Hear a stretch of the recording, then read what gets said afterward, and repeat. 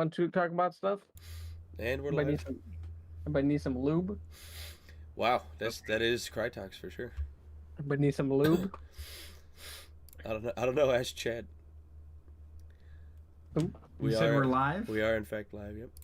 All right, let me pull it up. Let me pull it up, boys and girls. Make sure he's not lying to us. Well, there it is. All right, welcome everybody, friends. There's some like 80s techno jam in the background right now. Yeah. Here, I'm living for it. Welcome to session 1, which I dubbed this campaign Steam Jammer, as this is a continuation of our last campaign after the party had escaped. Barovia found that much time has passed. So, to continue on, over the last 400 years, the continent of Faerun has undergone many changes. From the dying of kings and the election of political figures, time waits for no one. The scholars of this land dream, and they dream big. New magics and technology blossom in this world. Some say an entity from the sky blessed the land of Mulrond with knowledge of the stars, and others say there was a spacefaring species that crash landed and bestowed knowledge of magic and technology for the resources to return to the stars. While the reason may never be confirmed, one thing is true. The planet of Toril has been changed forever. 5 travelers await news of a once-in-a-lifetime opportunity to join the Opal Corporation, an organization built in the stars, linking worlds and species together. An open registration event has been held, the first of its kind on Toril in the last 20 years, to join the crew of the Spelljammer vessel known as Tulip's Repose. It's important. Write that down. Write that down. Say it again.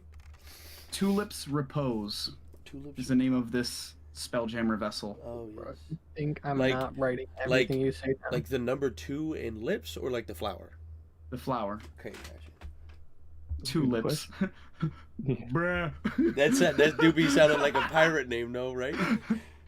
it's never mind. Jokes to be made later.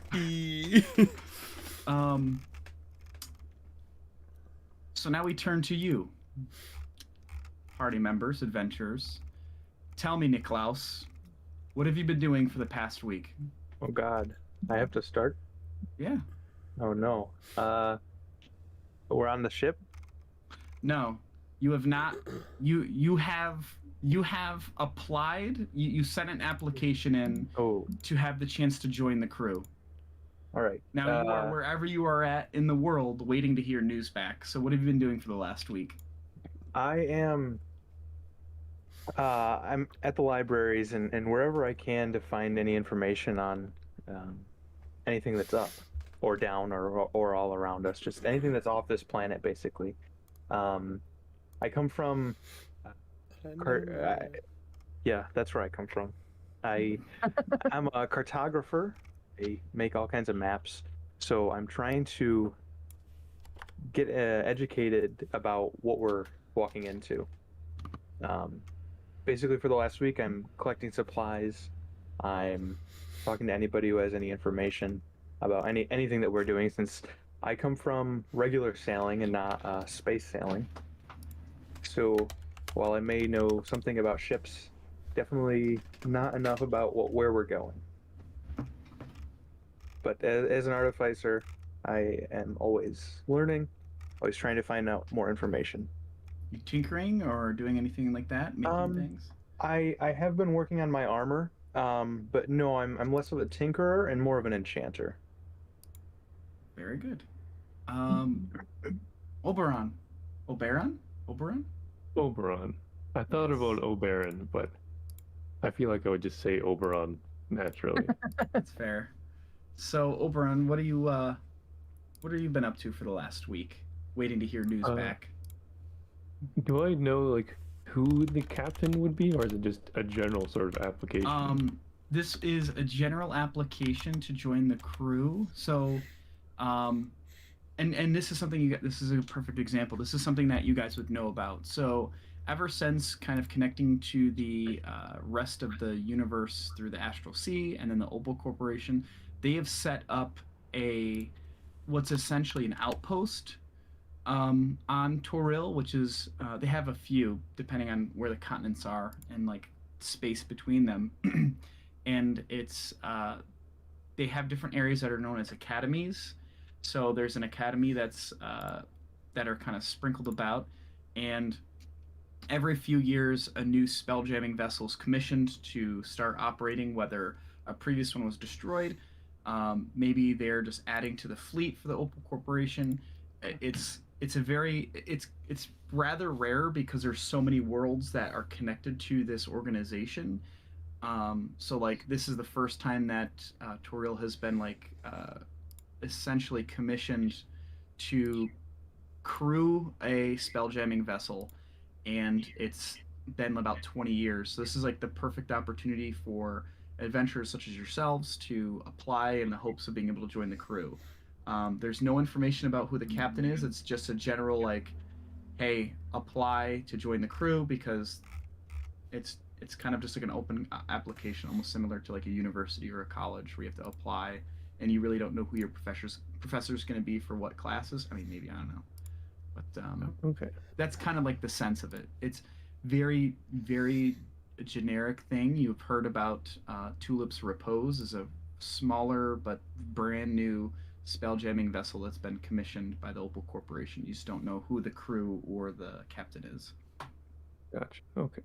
So I think probably for my like application, I would be like identifying my worldly and knowledge about outer worlds and mystical powers and kind of fluffing that kind of mystic kind of vibe like for the actual application. And then probably if it's like a week before, I would host a sort of ceremony slash event with the order, uh, kind of as a celebration and expecting to be able to be part of the Spelljammer and kind of as my going away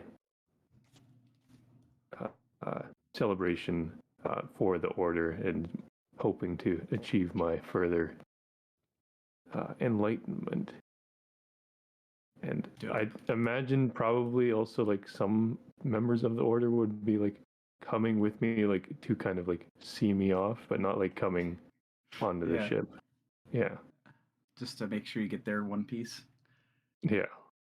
All right, that's fair. Sigurd, if I'm pronouncing that properly. Seek hard. Sighard. Yes. Um, were we like given a time frame of when we would hear back on whether we were accepted in the onto the ship or Um, not? it would be like within a month, so it's like about a week before the end of the month that you're waiting. So I would say that some of you are kind of getting antsy as you haven't heard anything yet. So it's been about three weeks since you've submitted your application, or the review section has been going on. So I mean, you're hoping for word back very soon within the week. Um, Sieg is spending his time kind of back in his roots of a lot of tomfoolery Mm-hmm. around town. Falling back in with the crowd, he's hoping to leave by getting onto the ship.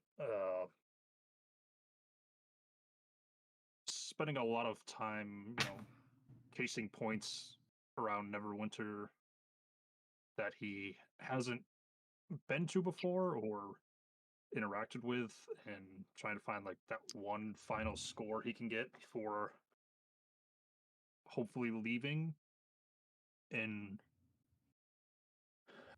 pretty much like every other day, he is going back to wherever the recruitment place is, as the appearance he showed up in with a different name. Arriving there, he is not using his actual name. He's using the name Ryger. His last name is completely forgotten to him. He's kind of more of a shorter and a bit older human male in appearance. When he's there, slick back hair, kind of salt and peppered a little. And every time he shows up, he's not wearing any of his armor or anything, playing it as like, I need this job to get out of here. But the rest of the time, he is very much, changing his appearance and his name and just getting into trouble before hopefully leaving. Very good. What a good. Silver. What have you Question. been up to Is for the the last week? Opal Corporation only on Faerun? No. They have a main headquarters that is in the Astral Sea that they operate. There's a main hub that exists. All right. So there's a couple academies that exist in Toril and on Faerun. So Silver has found himself so Silver himself is already deep in he's in the Astral Sea.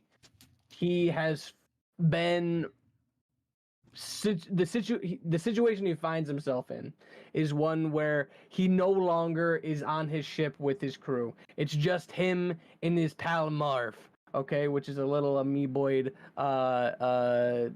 chain morphling blob that kind of floats around with him. He has been looking for over a week, trying to find information on the crew and this mysterious ship that was able to take out pretty much the Spelljammer that he was on and almost the entirety of the crew, and has just been meeting nothing but dead ends. And he found himself this flyer that promises free passage as long as you work, and he's he is very familiar with working and has no problem doing it. So he found this as a way to kind of get off this rock that he found himself on, and is just preparing to leave.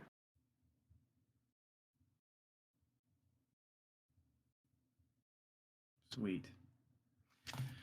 Zevatir. Did I pronounce that right? Zevatir, yes. What have you been up to for the last week? Waiting to hear back word. Well, I have been doing some racketeering of my own.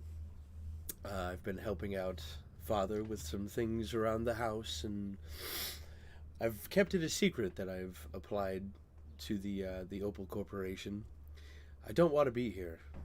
I am I'm a burning spirit looking to be free, and I have a small amount of guilt because I'll be leaving Father behind, but I just know that my calling is not here on Faerun. It is somewhere amongst the stars.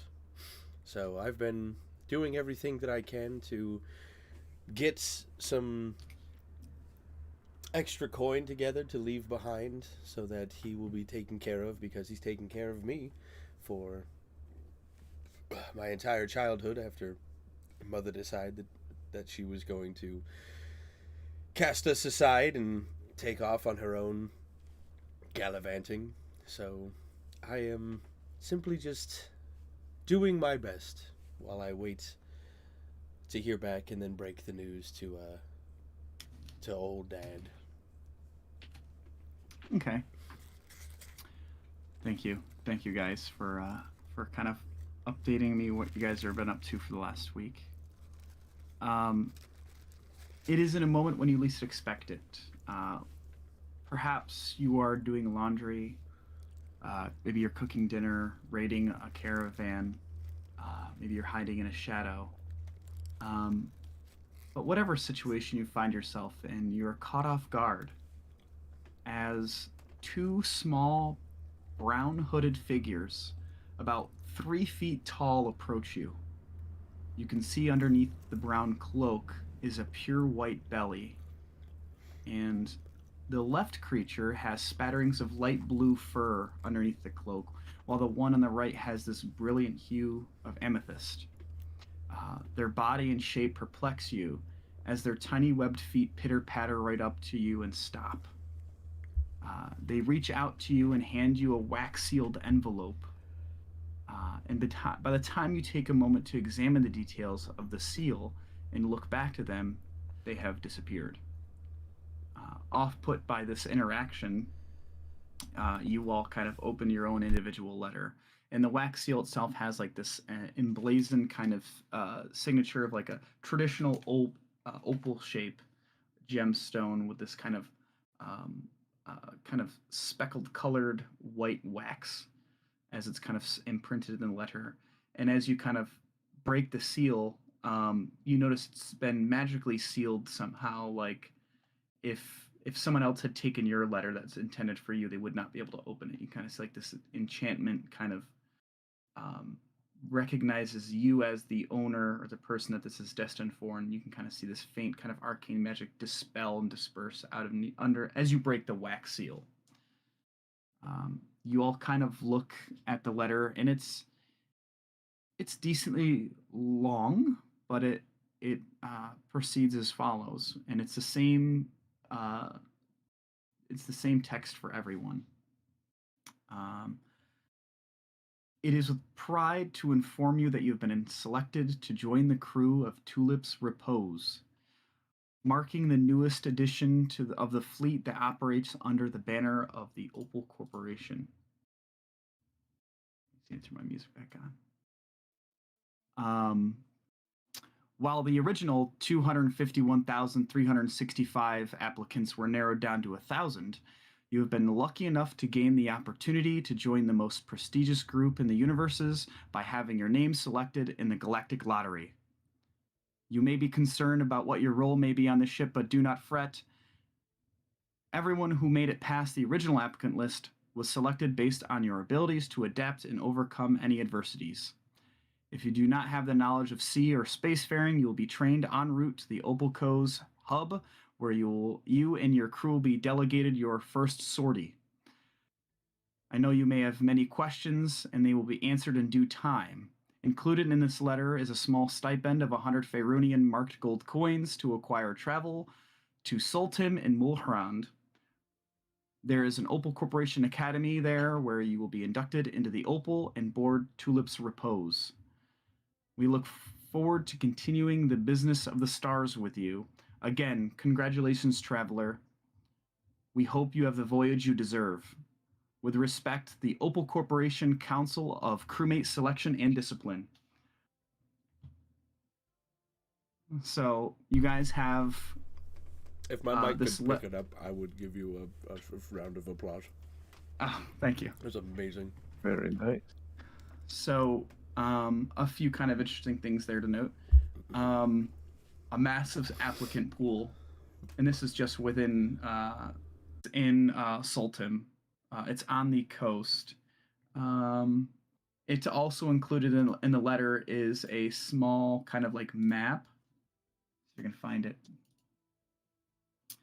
that kind of circles and kind of outlines where it is. So I put it in our discussion, just like kind of like a marked part where one of the large ports are, as the Opal Corporation Academy is connected to like right on the edge of the water, and this place has like essentially it's a docking area for large Spelljammer vessels. Is there anything that you guys want to do before you head out to make your way towards the academy now that you've kind of secured your passage?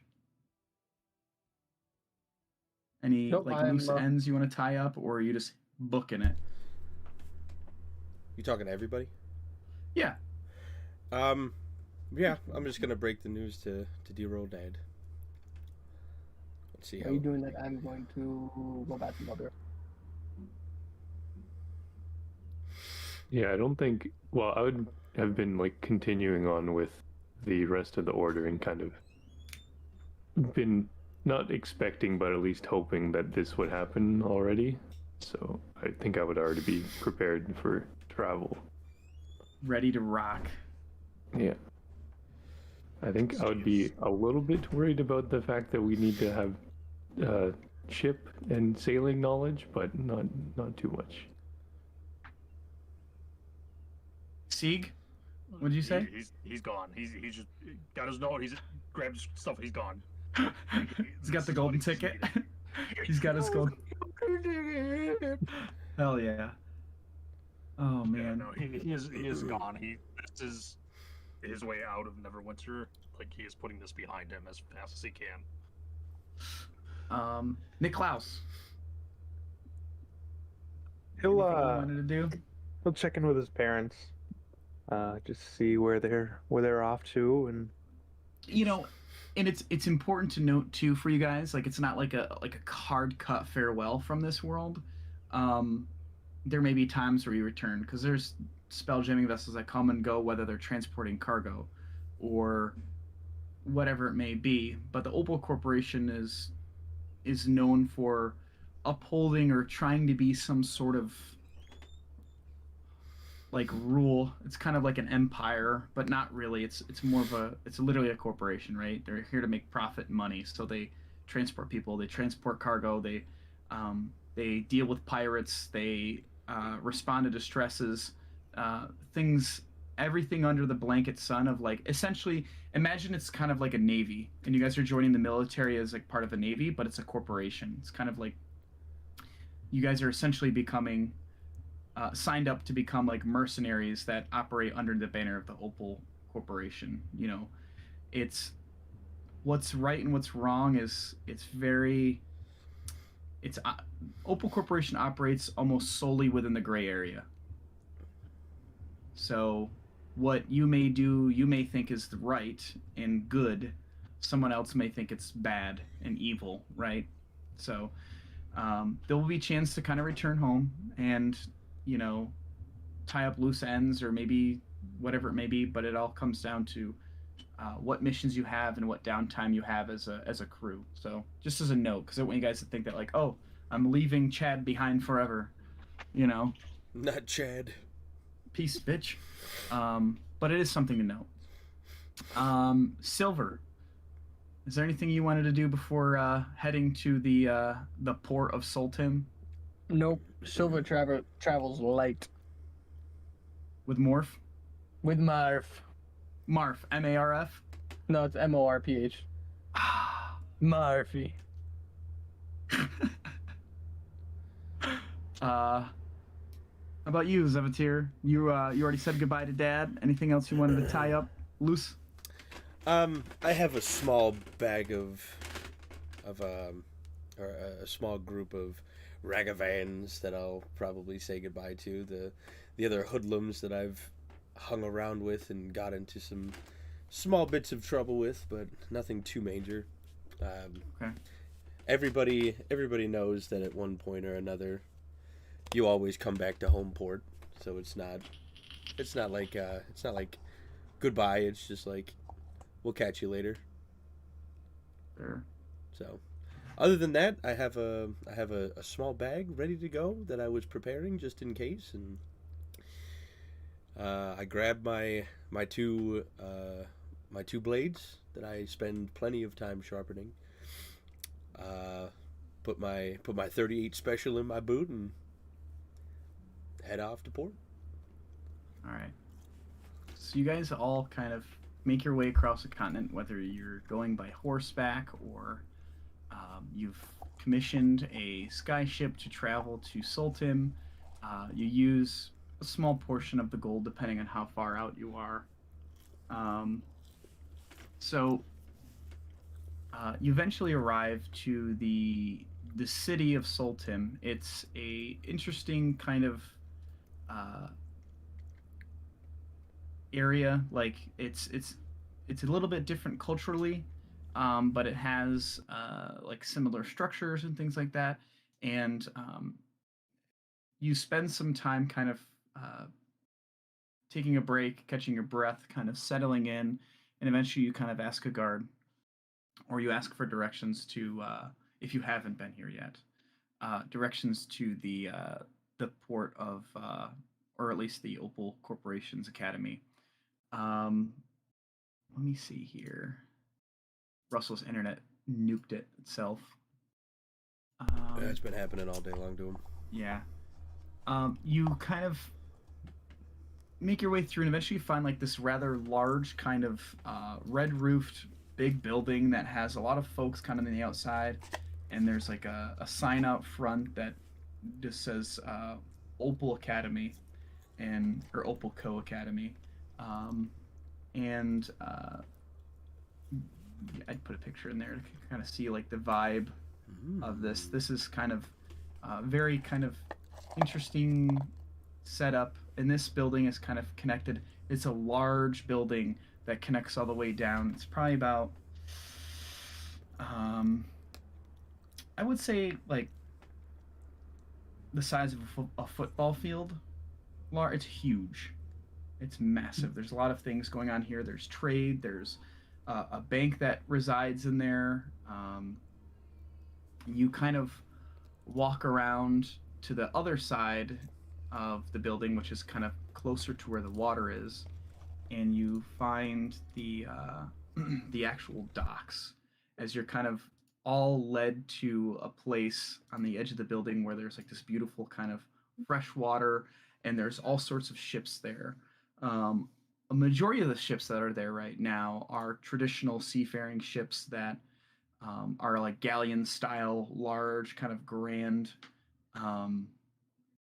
just massive ships, like a traditional pirate ship you'd imagine. But there is one ship that is currently it stands out noticeably, as there is a massive, probably, let me see how big this is. Probably about 100-foot tree is in the center of the ship, and it's grown out of the center of this ship. It's got, there's like floral going on around the wood beams on the side where there's like vines that are growing. It's kind of this weird marriage of like wood and tree, alive and dead at the same time, with this long kind of, it's at the end of this longer dock that's much sturdier, and there's a lot of folks, there's guards set up along the side that are in this kind of different gear compared to the guards that are in town. It's more of a sleeker, smoother metal face, polished, and there's just a crowd of people kind of waiting around, and the guards kind of escort you up to a man who is in almost like these it's this very like light pink / purplish robes that has like gold filigree all around, and he's just very stalwart. He's got like this kind of short white hair that's kind of all like kind of tossed to the side, and he looks very sharp, and he makes eye contact with you all, and just kind of, he knows that you're on the way, so he kind of takes you in, kind of lines you up to kind of, you guys are like standing outside of the ship at this point, and this man introduces himself as Luther, and he goes, welcome to Opera Corporation. I see you've all made it here in one piece. Unfortunately, you're the last of the crew that were hired for the ship. Like I said, my name's Luther. May I have your papers? And he's inquiring about the letter that you guys received as like your invitation, or your,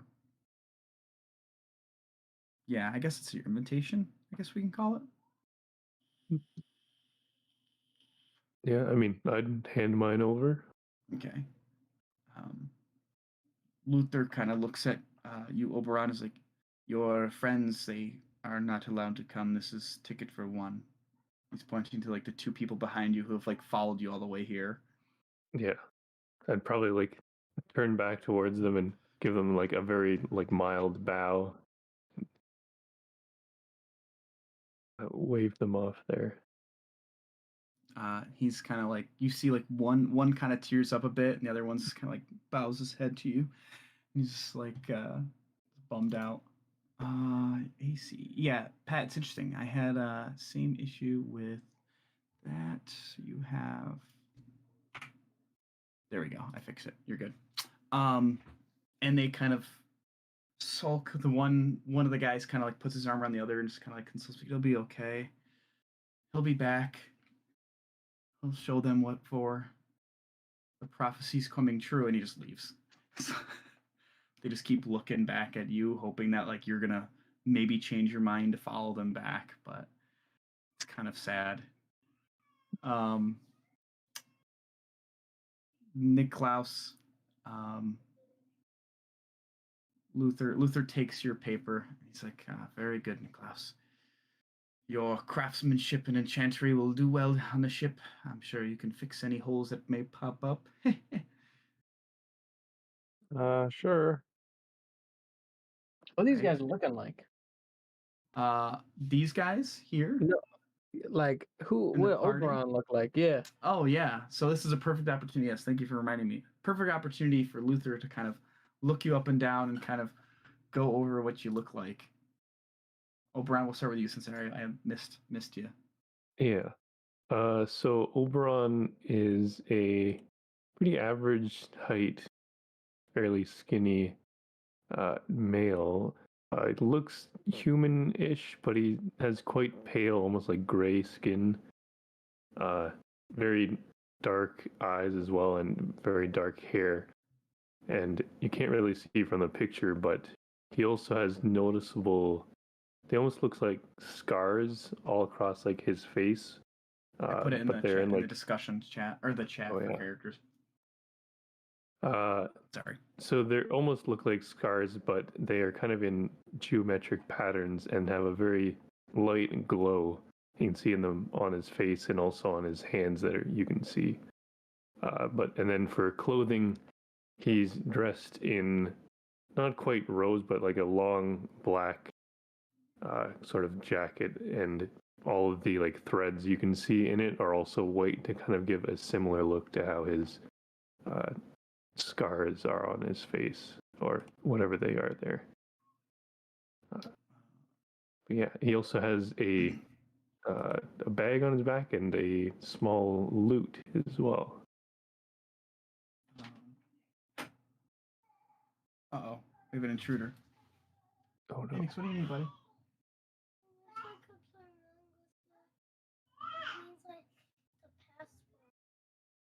Among Us? I'm sure Mommy can help you figure it out. She's pretty good at Among Us these days. Ask Mommy. I'm sure she can help you, bro. Mommy's a gamer too. I want to play Among Us, but it needs a password. It's probably because you're trying to enter a locked lobby, a private lobby, my dude. Thank you, Magnus. Oh, now referred to you as Oberon. Yeah. Niklaus, what do you got going on today? What do you describe your character to Luther and the rest of the folks here? What do they see strolling up to the docks? As with Oberon, very average height human. He has this long blonde hair that he probably has pulled back in a ponytail today. Couple bangs just skidding out from the sides. He tan skin, nice tan skin, as if he's out in the sun a lot. He's wearing this metal armor, and it's very ornate. It's covered with runes all up and down it.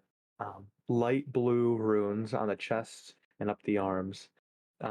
His left arm is covered with a metal gauntlet that has these darker blue, more deep set runes on them.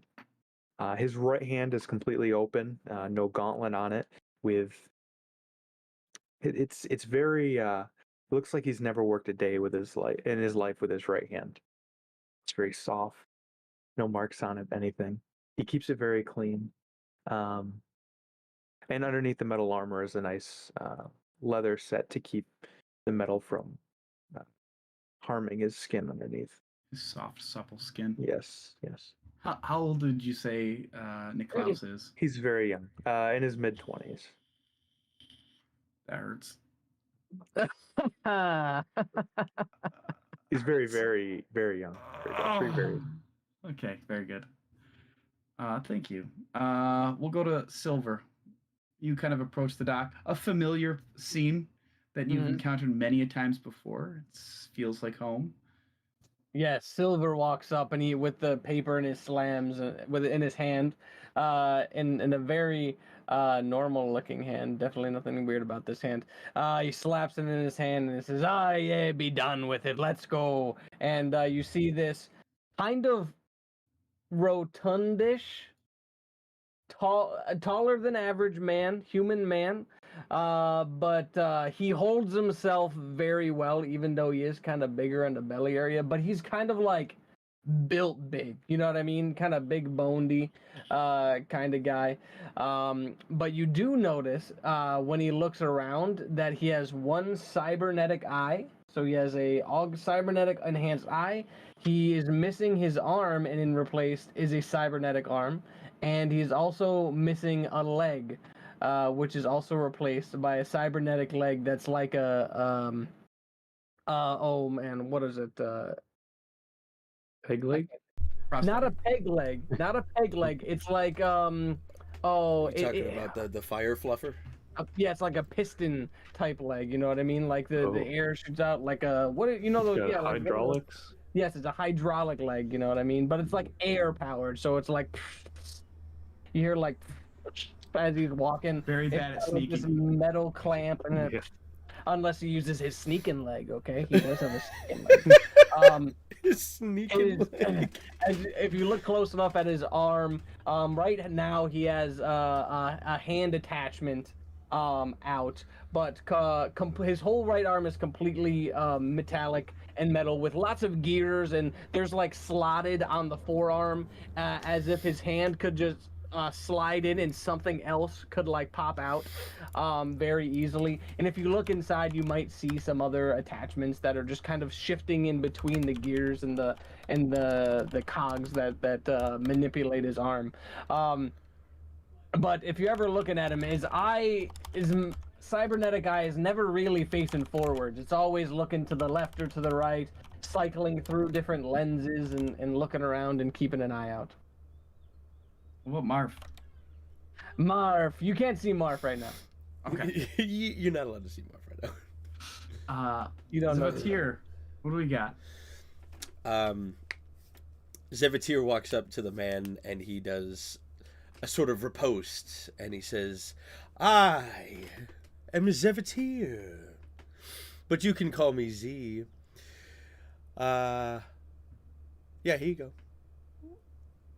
And what you'll see here is an average height, probably about 6 foot, 6'2", tan-skinned male. But he is brandishing 2 horns and a tail. Not too long, goes down probably to the ankle, thin. But he is wearing all purple garbs. with a bit of leather over the top of it to keep himself safe and to keep his clothes nice and fine. But it is unbuttoned a bit so you can see his chiseled physique because he is very vain. Oh yes, sorry. Silver's wearing clothes. He's not naked. Just Yes. is naked. He does. Just want to point out. He's got to put on his sneaking clothes. Yeah, well, Matt. Yes. So like, when he pulls off, like he has a very much a tricorn hat. And underneath, you see he has a ponytail, but he's balding, so he's kind of like bald in the middle. So it's like kind of just grows around the outside and then like goes down into like a ponytail in the back. So and then he replaces. So when he has it on, he's got this like kind of thinning ponytail coming down, and he's wearing this buttoned like undershirt underneath a coat, like a leather coat, and he's got like leather belts strapped. He's got a gun in a holster, a pistol, a very steamish, pistony looking pistol in a holster to his sides, and he's got your leather boots and that, and he also is bearded as well and mustached. Nice. Sorry, Oh, you're good. he's more than just his enhancements. Fair. That is fair. Seagard has a very kind of. I'm sure Russell will kind of go more to detail on it whenever he comes back, or maybe next week. But a younger, kind of slender. I don't know if he's going to show up looking like this, or if he's going to show up like someone else. But he's got kind of this grayish skin, like bleach white, like very like stark white hair, short black getup, and he looks.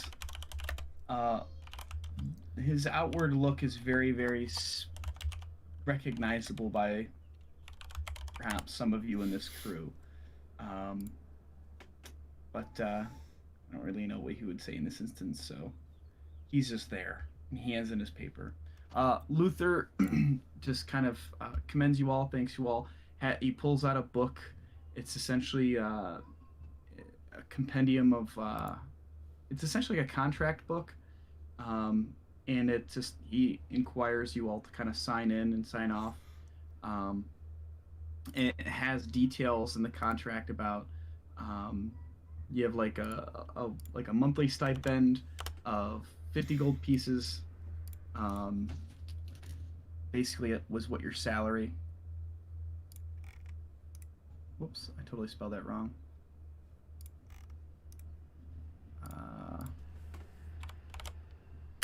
And then, let's see, meals.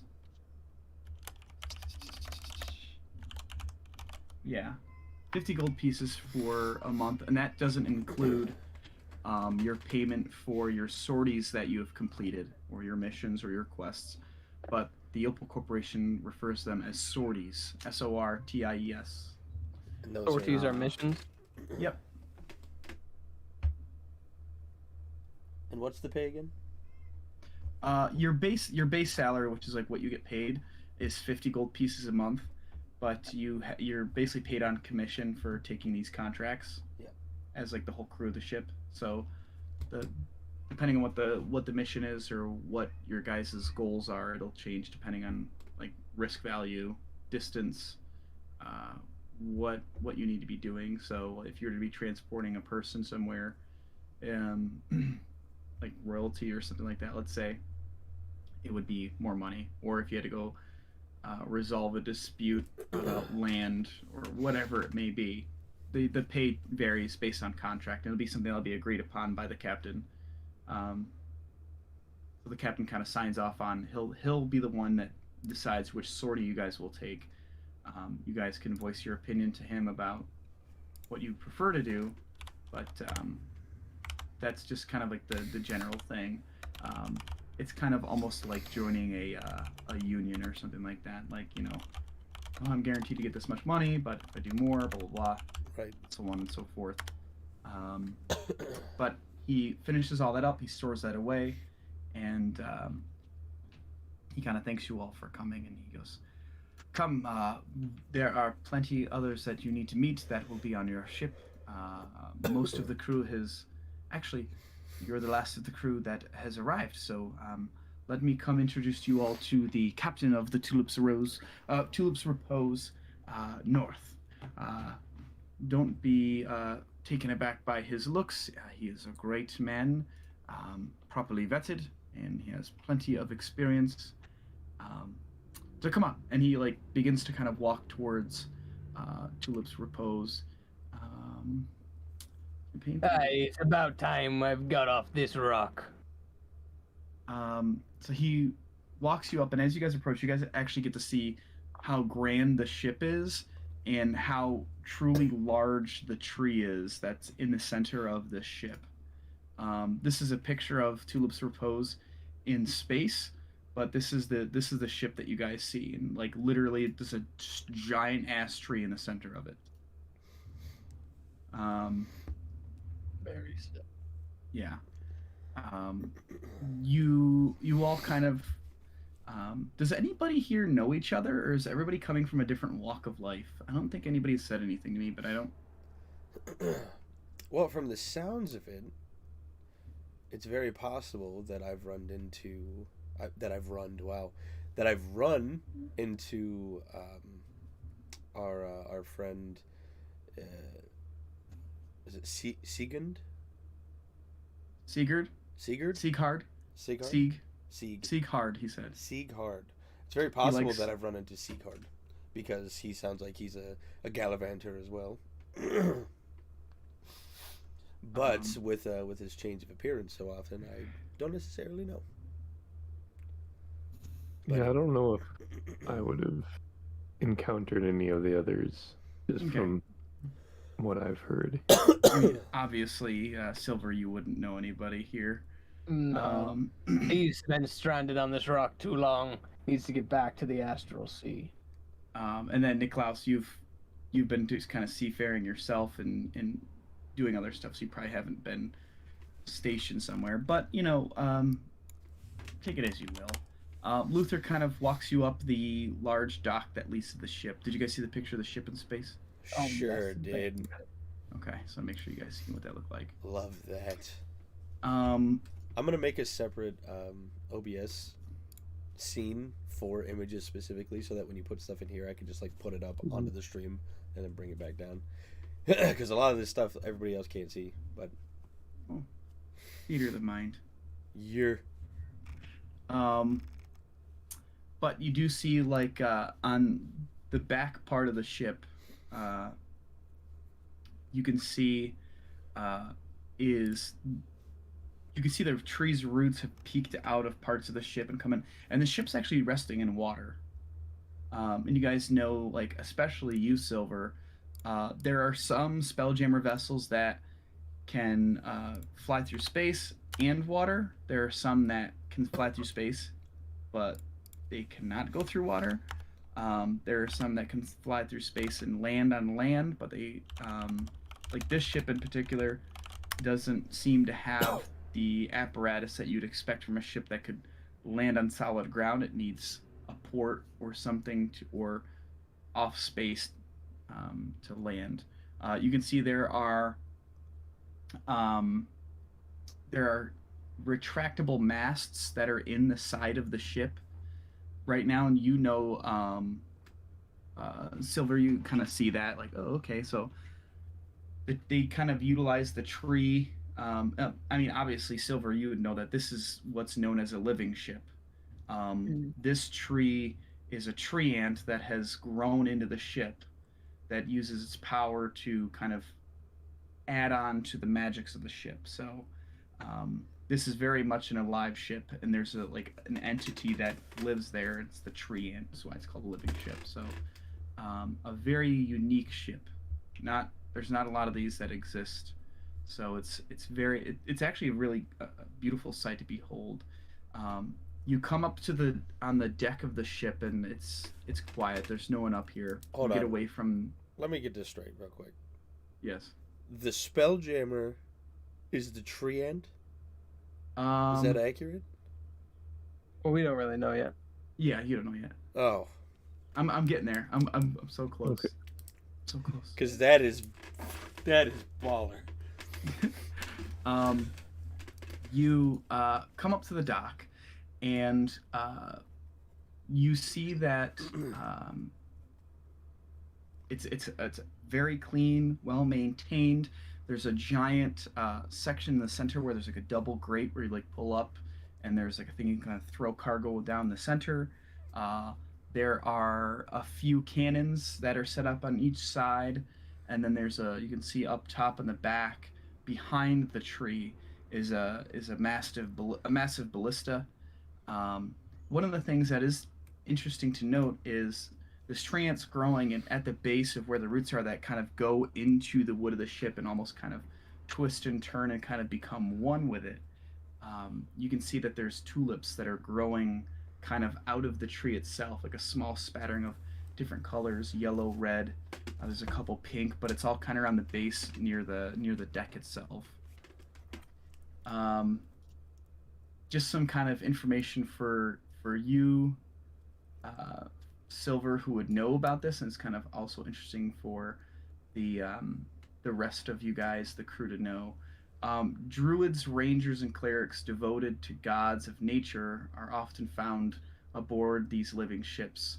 Um, so one of the things, Silver, that you note is what's very dangerous in space and in the astral sea and traveling is your air envelope. Um, it only lasts a certain amount of time, and it depends on how big the vessel is before you need to enter in the space or the air envelope of a bigger structure like a planet, or maybe it's an asteroid, or maybe a moon, to refresh or replenish the air that exists. Living ships are great for that because the air envelope never foul during long voyages because of the Treant. It just regenerates the oxygen for you guys. Um, let's Seems see. okay. It's a great little addition. Now you know the Treant is very much alive, but it's woven into the deck. The ship and it are inseparable. It's not like you can just pull up its legs and walk around the ship and fight people. It is like it's essentially like a wheelchair for the Treant, essentially, except it's a fucking spelljammer jet Part vessel. of the ship, part of the crew. Part of the bonuses is when the Treant finishes a long rest, it repairs the ship's hull, so that also heals the ship and literally regrows back the wood that's destroyed after combat. So that's a really cool thing. Like these are rare ships. Like this, That's handy. I'm Yes. losing my shit right now. I hope you know. it's crazy, dude. This kind of ship can float on water and sail across it, but it can't land safely on ground because the keel of the ship would roll. Um, but other than that, it's um, the treants are very much alive and you can communicate with them. But you eventually Luther kind of uh, just whistles and like out comes this really large burly dude. He's a large orc. He's got like this goatee, but it's just like a chin. This is like a chin, little chin goatee thing going on. No mustache. He's got kind of like this do rag kind of pulled back over his long hair and very long green ears that matches the rest of his green skin. He is shredded and built, and he's got this kind of very regal kind of sailor's uniform that's very dated. And it's like this really nice navy blue. He's got like these hands are like Brock Lesnar hands. They're huge. This dude's sitting, booking in at like 7 foot tall. He looks intimidating as he kind of comes up to you with like his furrowed brow, and he goes, uh, "Welcome to Tulip's Repose. My pride and joy. Helped put her together over the last 6 months. Test her out a few slings around the moon. Time for you all to meet the rest of the crew." And he just like puts his hand down, slams his hand on the base of the thing. He goes, "Sorry, Ned." And you kind of see the tree kind of wave a little bit. The tree's name is Ned. And then you kind of see, let's see, four other figures kind of exit out of the door that kind of leads in, or yeah, down into the base of the ship. And before I kind of introduce these characters, we'll take a quick like 10-15 minute break, and we'll come back, get a drink, maybe a quick snack or something, finish your blurry salmon maybe. Homie, give me a chance to like nerd out for a second, for sure. Dude, there's a lot of moving pieces and stuff, and it's great, but it makes for fun role play and stories. So 100%. we'll come back in like 10-15 minutes. Anybody on stream, you're gonna see like a black screen and then me editing followed by the intermission page. So have fun with that.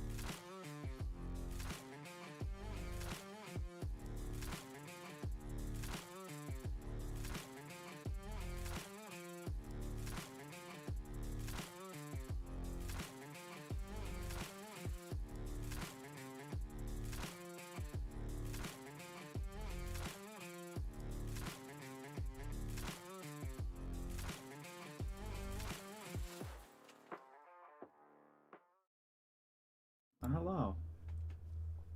Welcome back.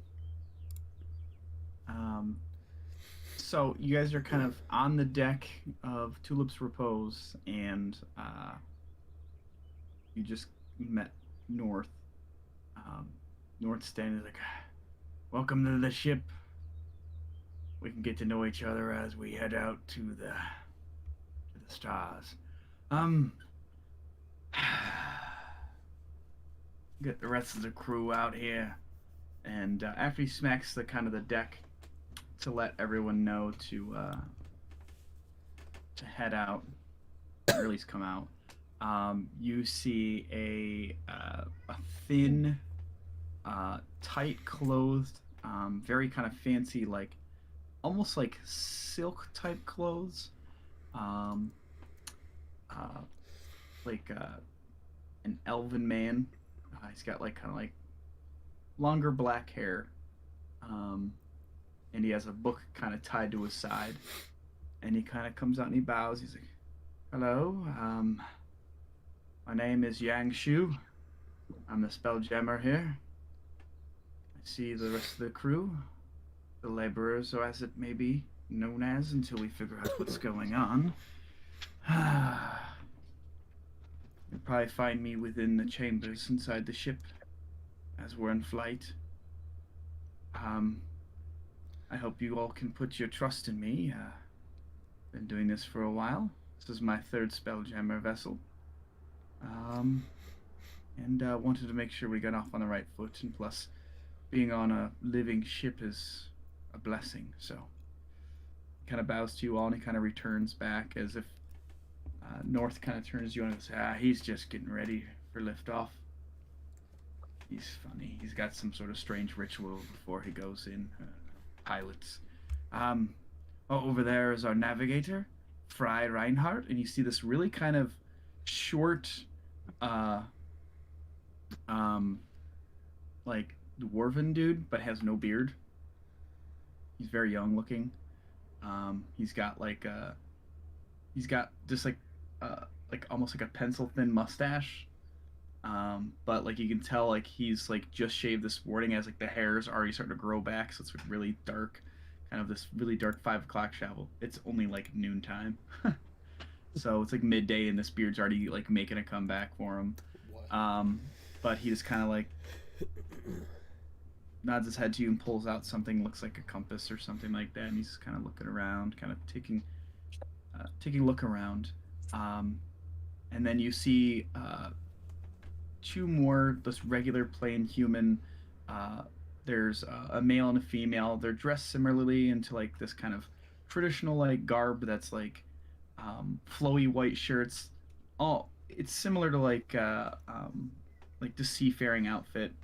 And they have these leather pants, or these cloth pants that go down to about halfway between their knees and their feet. And they're like brown, and they're very tan. And North just says, us are our deckhands. They make sure everything's on the up and up here. That's Judas Spur, and that's Dahlia Lond. They're good people. So I'm going to put all of that information into campaign 3, so you guys don't have to write it down or something like that, but this is basically the folks who are on the ship right now, besides you all, and essentially what their roles are on the ship. Okay. North just says, all right, Luther, I got it from here. We got plenty of food. Not that we'll need it, but I'm sure the corporation will be in touch.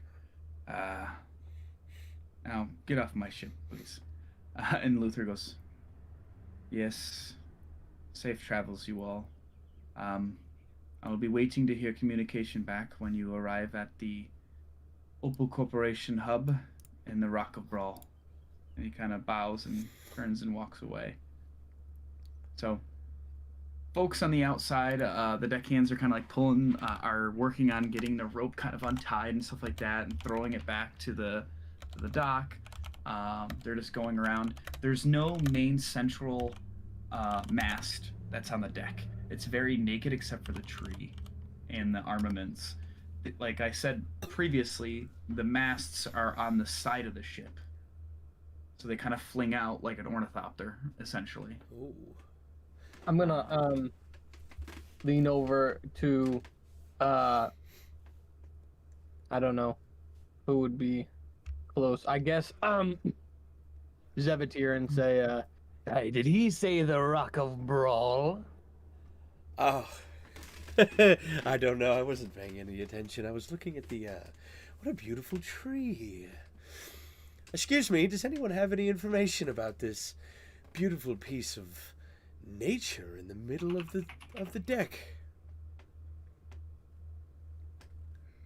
Anyone at all? Hello? And I'm just trying to get the attention of literally anybody.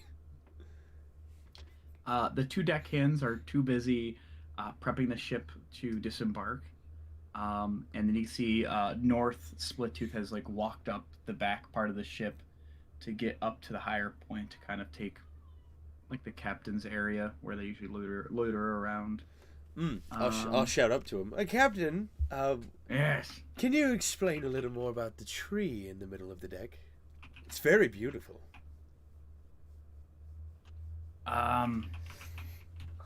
Well, No. his name's Ned. Right, I did hear that part. Yes. He's very much aware. You could go up and talk to him if you'd like. Do you think he minds He's a living- climbing? You probably should ask permission. That's probably fair, yeah. Well, not permission, consent is probably Yeah, the best that's- term. Very good, yes, that's yes. I will agree with that. I should have thought of that. My many apologies. Also, could you point me to the closest mirror? There's probably one under deck in your quarters. Oh, You guys will have splendid. to figure out which one you want. This ship's rather large, and the fact that there's 12 of you, 10 of you, including like the captain, the navigator, and all that stuff. It's a pretty big ship. It's. Let me actually take a look Yes, splendid. at Well, this. I'm gonna look around at everybody that I see here and see like what is the census like of kind of people as far as aesthetically speaking. Are you asking about people's ethnicity No, in I'm the most roundabout way possible? no, I'm aesthetically as in like their fashion, their hair, their like what is the majority of the individuals on this ship look like? Do they look like run-of-the-mill pirates, or do they look like do they look like barterers? Do they look like sailors? Like, what do they look like? More like sailors. Like the Captain North has this, like I was talking about, the this more traditional like captain-y garb from like what you didn't expect from like turn of the century type stuff. Mm-hmm. Might get misinterpreted as piratey, but I got this naval blue, and his shirt's like too small, so it's like always undone, and his chest is kind of showing. And the two deckhands are, you would assume, are like not poverty level. They're obviously compensated decently, but they're not dressed luxuriously. They're more dressed for comfort and cool, to stay cool. Right. So they have like light kind of not silky but really thin linen type shirts, cloth pants, and like basically like clogs that they wear to run around the ship. Okay. And then the navigator has more of like a traditional like sailor type outfit, but he's got like doohickeys and stuff on a belt. They don't look piratey, but they look more like Doohickey. yeah, they look more of like Pirates of the Caribbean, like Right. sailors in that era. Okay. From the More what you'd expect from like a seafaring ship. right. From the looks of it, I need to change my look a little. But you fine sir, and I'm referring to our good friend Silver here. I didn't by chance catch your name. Yeah, Silver just goes to the captain since what's his name had no care for when he asked him a question. So he's gonna go right up to the captain and he's gonna say, "Aye, Captain. My name's Silver. You can call me Silver. I'm ready Alright. to work. We really aren't sure what we're supposed to be doing here, so if you could give this old cyborg a purpose, I'd be more than happy to do it. I've done my fair share of navigating in my day, thanks to this old piece of metal right here, and it like starts like filtering through. And I've also been known to cook a mean meal as well. Whatever I can do. Zavantir is just like running up behind him, almost like Jack Sparrow. It's just like, sir, I didn't catch your name. My name's North. Oh no, I'm talking to Silver. He just said his name to the captain. Right, but you were walking away from me, so. Yeah, he's talking to the captain. But still, I'm trying to actively interrupt. North kind of turns and is like, well, you can talk to this guy. I'm working on something, Silver. And probably down by the tree, I'll also kind of call her like, yes, I am also quite curious what our role is supposed to be on this vessel. Well, all right. First things first.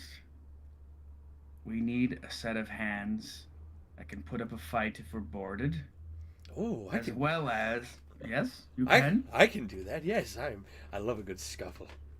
Good. Hopefully, never mind. Impure thoughts. I'm also good at that too. Whoa. Anyways, there'll be opportunity for things like if we happen to encounter naval battle in the seas, you will have to man a post, whether it's a cannon, and I'm sure that our deckhands can show you how to operate them. And I would appreciate if somebody would take the honor of being the stockman, who can go around and make sure that we have all the stock we need for our voyage, all of our items, taking volunteers. Anybody? Oh, that's much too much responsibility for me. I'd rather just fight. Would that be as opposed to getting into hand-to-hand scuffles? Like in addition. Oh, But I won't. I'm pretty good with an axe myself, and No. Let me. I'll do it. Whatever you need. Oh, the young boy speaks. I'm so happy that there's so many people that are speaking up. I'm not used to this. Okay. Give him a side eye. Calm down. You need to calm down there, Z. You remembered my name. Oh, You remember the last letter of the one letter. Easy. Oh no! It's 3 letters. ZEE. Oh God. All right. Oh. How about somebody take that down for me? ZEE. Lovely. I'm already making friends. This is wonderful.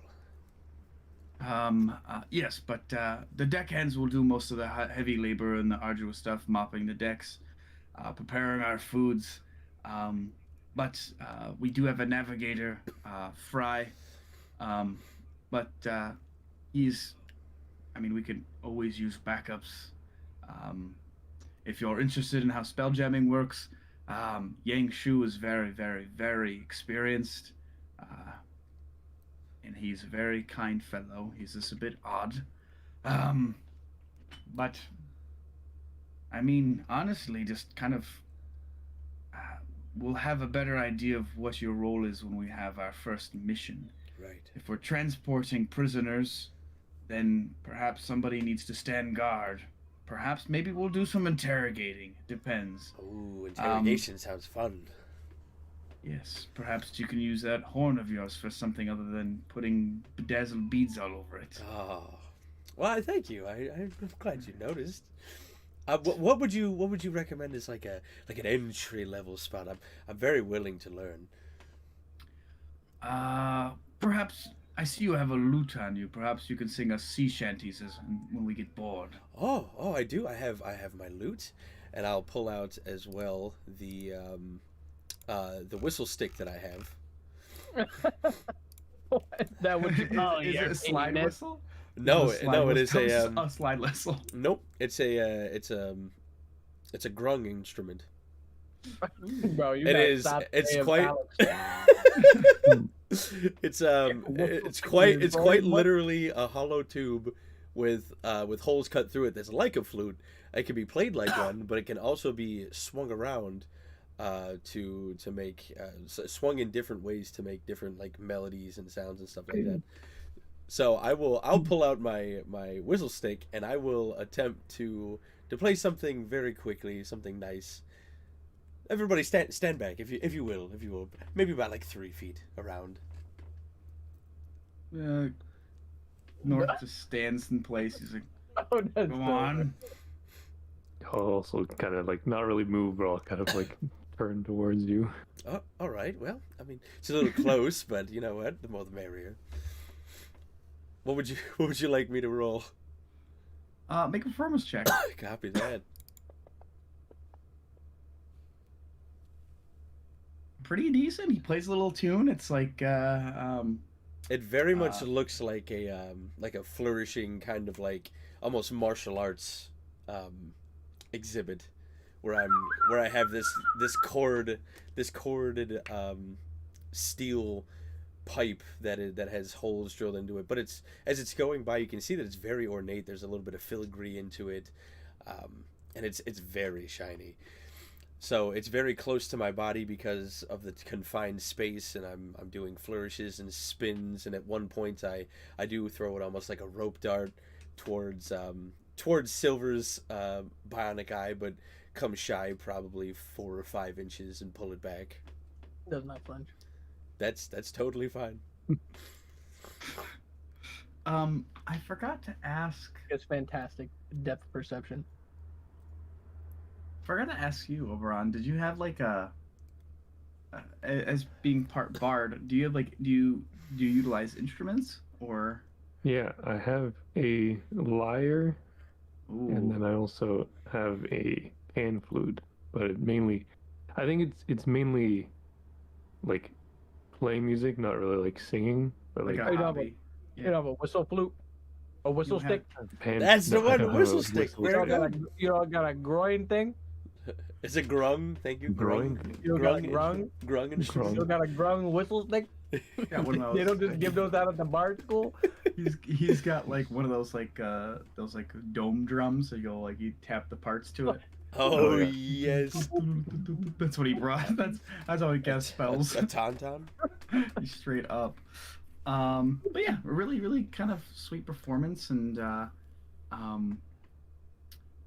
North does say, when we do hit the seas, it's important we all take our own turn. Kind of, well, not me. That you all take your own turn, keeping an eye out above deck. Make sure that everything's on the up and up. I'll take lead on that one. Yes. All right, Aye, that's aye, actually Captain. probably a good idea. We're going to be heading out here in a few short minutes. We're gonna sail past Saloon. We'll make our way into the Astral Sea. So, is everyone good? I must be quick. Which way to the quarters? It's below deck. You head down there, and there's a whole long hallway with, about 20 rooms. Take your pick. Fantastic. We each have our own room then. I Yes, assume. you can take your pick. I Very will hurry off to a room. And before There's a I very wanna- nice mirror in there, though, by the way. Perfect. I want to make sure that I'm above deck before we pass Saloon because I would like to see it very much. But while I'm in there, I'm going to take one of my scimitars because I'm brandishing 2 of them, and I'm going to tie my hair up in a sort of man bun parted on the sides, and I'm going to shave off the rest of what's there on the sides so that I kind of match the aesthetic of everyone else. Oh, okay. While So now brandishing the scimitar? I'm going to use one of them to shave the sides of Oh. my head. So I'm going to part on the side, and I'm going to tie up a good amount into a man bun on top and leave it there, and shave off the sides of my long flowing black hair up into a man bun in the back between the horns. And I'm going to try to be very, very cautious with it and try to make it as perfect in the middle as possible. Good job. Silver is gonna immediately start micromanaging the deck mates, the hands, Yeah. and inspecting, when they're putting the sails out and everything like that, tighten up the rig and down the hatches. You know what I mean? All that. Judas looks over. Is like, Yeah. aye. And then he goes over, and he also goes and checks in on who I keep Reinhardt. Fry Reinhardt.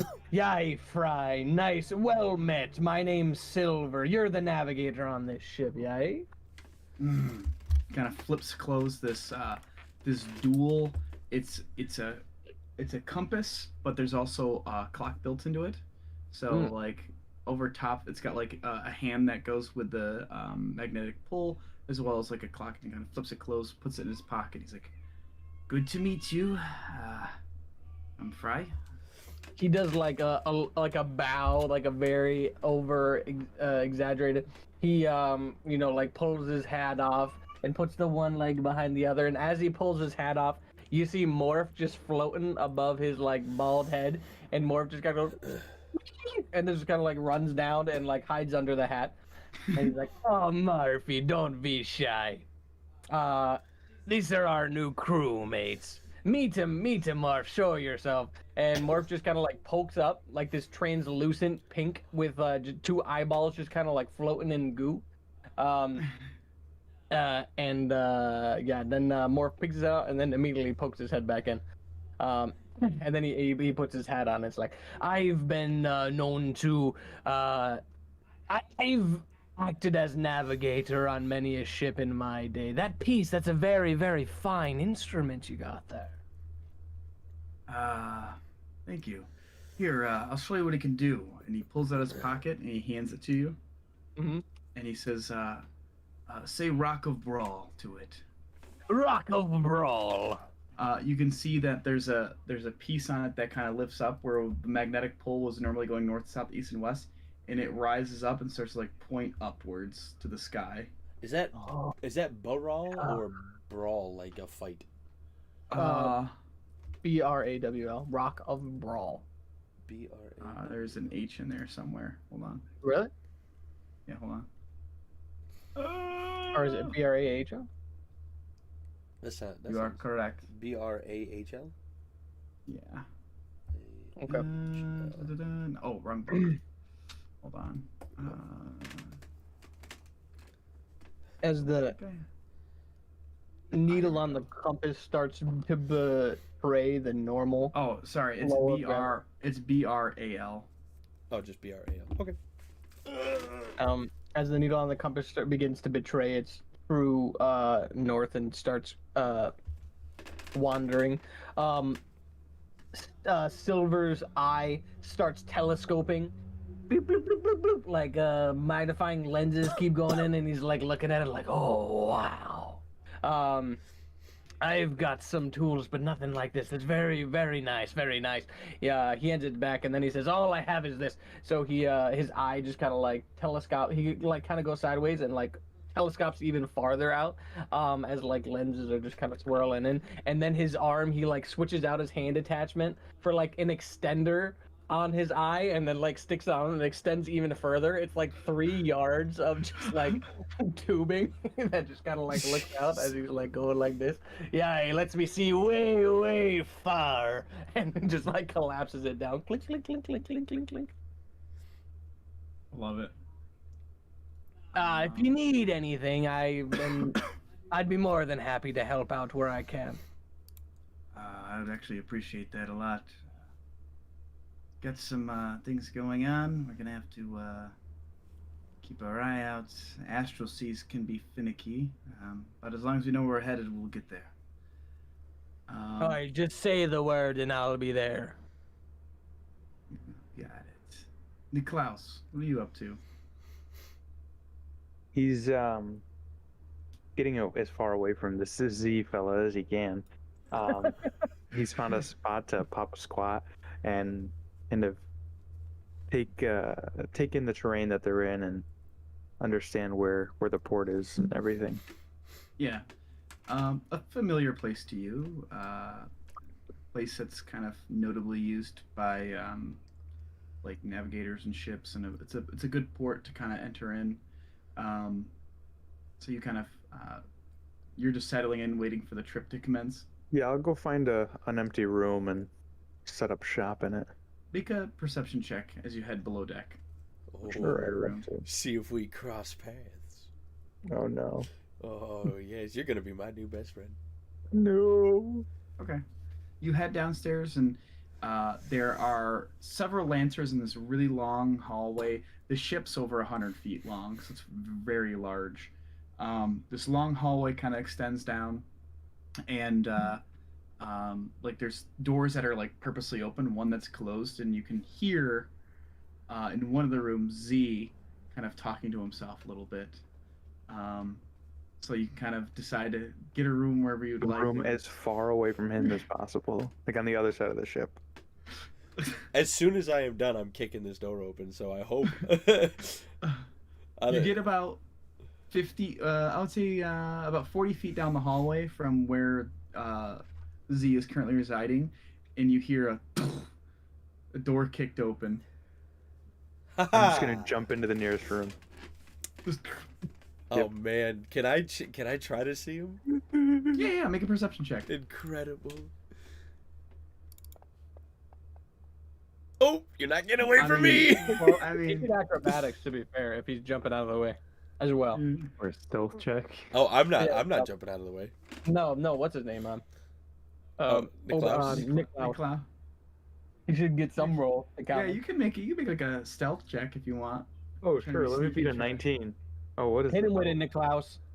Oh, I don't think I'm supposed to have disadvantage on armor that, 'cause on? I do, but this is the magical armor. I don't think it's supposed to get disadvantage. But let me just read into them.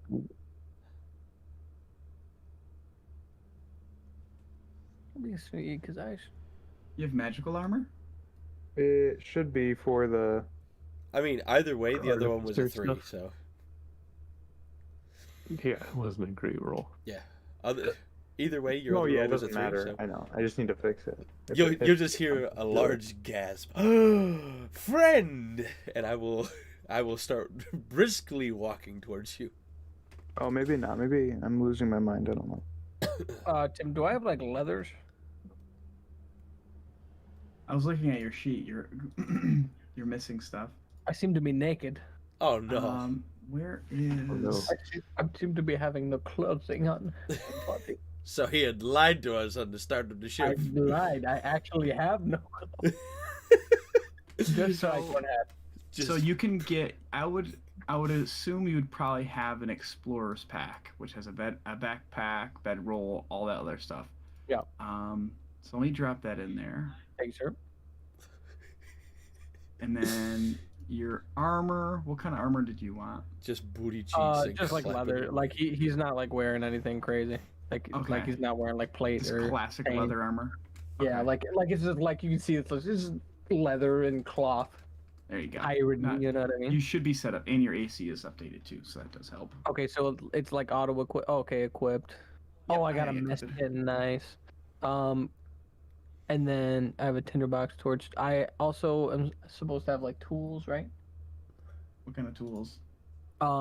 Cooking Let me tools for see. cooking, and then What is that hand motion? this is my Spices? mechanical hand switching through attachments. That could be for. You can put that in there. We can write down whatever you want in your inventory. Your mess Okay. kit has your cooking stuff in there. Okay, my mess kit's got all that. I got some hemp rope in case we want to get lit. Okay, all right, Mhm. sweet. I think you're That is okay. all. I think. Thank you, sir. Let me double check again. Yeah, all that looks good. All that looks good. Yep. Okay. Cool. Sweet, thank That you. was the one thing.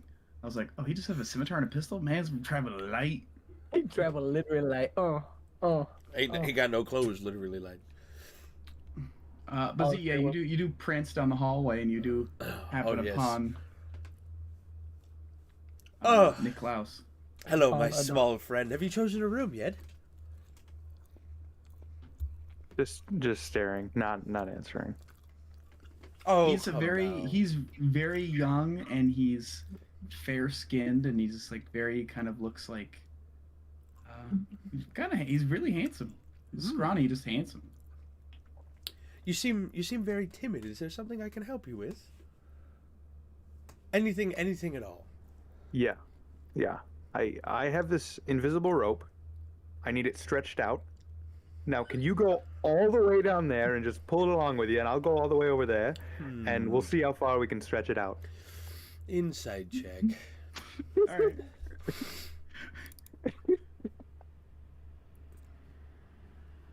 I mean, you're very. Oh.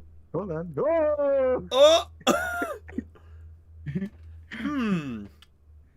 Well, you feel like you want to give it a shot. what's You're trying to be helpful. what's the worst that can happen? You know? Yes, yeah. I mean, at anything to help a friend, right? Speaking of, what is your name? It says on the rope. You'll see once you get down there. But it's an invisible rope. Nice try, though. Oh yeah, good point. It's Niklaus. Niklaus. Oh, Niklaus. I'm Z. Or if you want to use my real name, I'm Zevetier. But everyone usually calls me Z. All right. So the rope. Yeah. Give me one of the ends. Sure. And just like hold out my hand. Funny. I don't feel anything in the air. I'm just gonna say I don't feel anything, but it's new rope, new. Yes, rope. yeah, the new rope feel. Right. All right. You got it. I promise you. You have it. See, I've got one end. You've got the other. All right. Don't go anywhere. Yeah. I was gonna ask. I'm gonna walk Niklaus to make a backwards. performance check to make it look as though he was miming a fake thing of rope, but he already rolled a deception check, so I feel like he's deceiving you, but making it look like he's got rope, like he's pulling it out. I am gonna walk backwards, so I keep eye contact. Okay. I love eye contact. After he gets like most of the way down. That's all right. No, it's not. Look. Make a athletics or acrobatics check, Z. I will make an acrobatics check. And can I also say that, like, at this point, I would be going downstairs to go to my room? Yeah, you walk down. Make a perception check, Oberon. As you kind of descend on the stairs. Because the staircase kind of goes down from the ship and curls around and goes down to the main drag that leads all the way down. And as you're kind of coming down, you notice Z kind of backing up, walking backwards.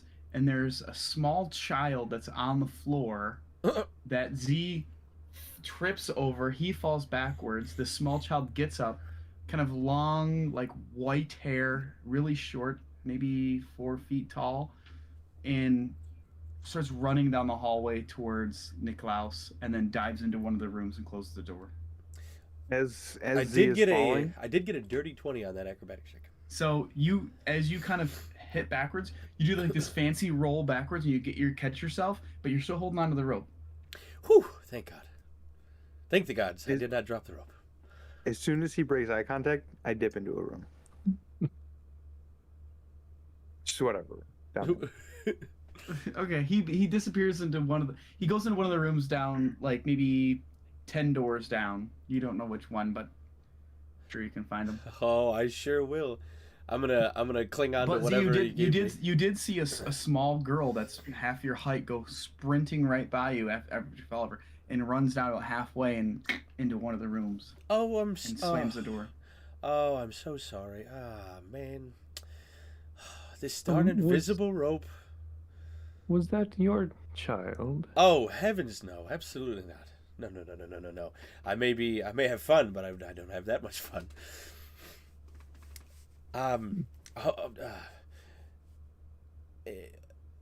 Wait a minute. Oh, right, rope. Where? Oh, Niklaus. And I'll just start. I'll cling on to whatever I had a fist around, just random. Start leading yourself back. 100%. Just like you forgot the rope. Try to get around you and be like, "Oh, excuse me, I'm just looking for a room Ooh, here. Don't careful, mind me." careful. There is a rope. Oh, is there? Yes, yeah. The small one that was with us up top talking.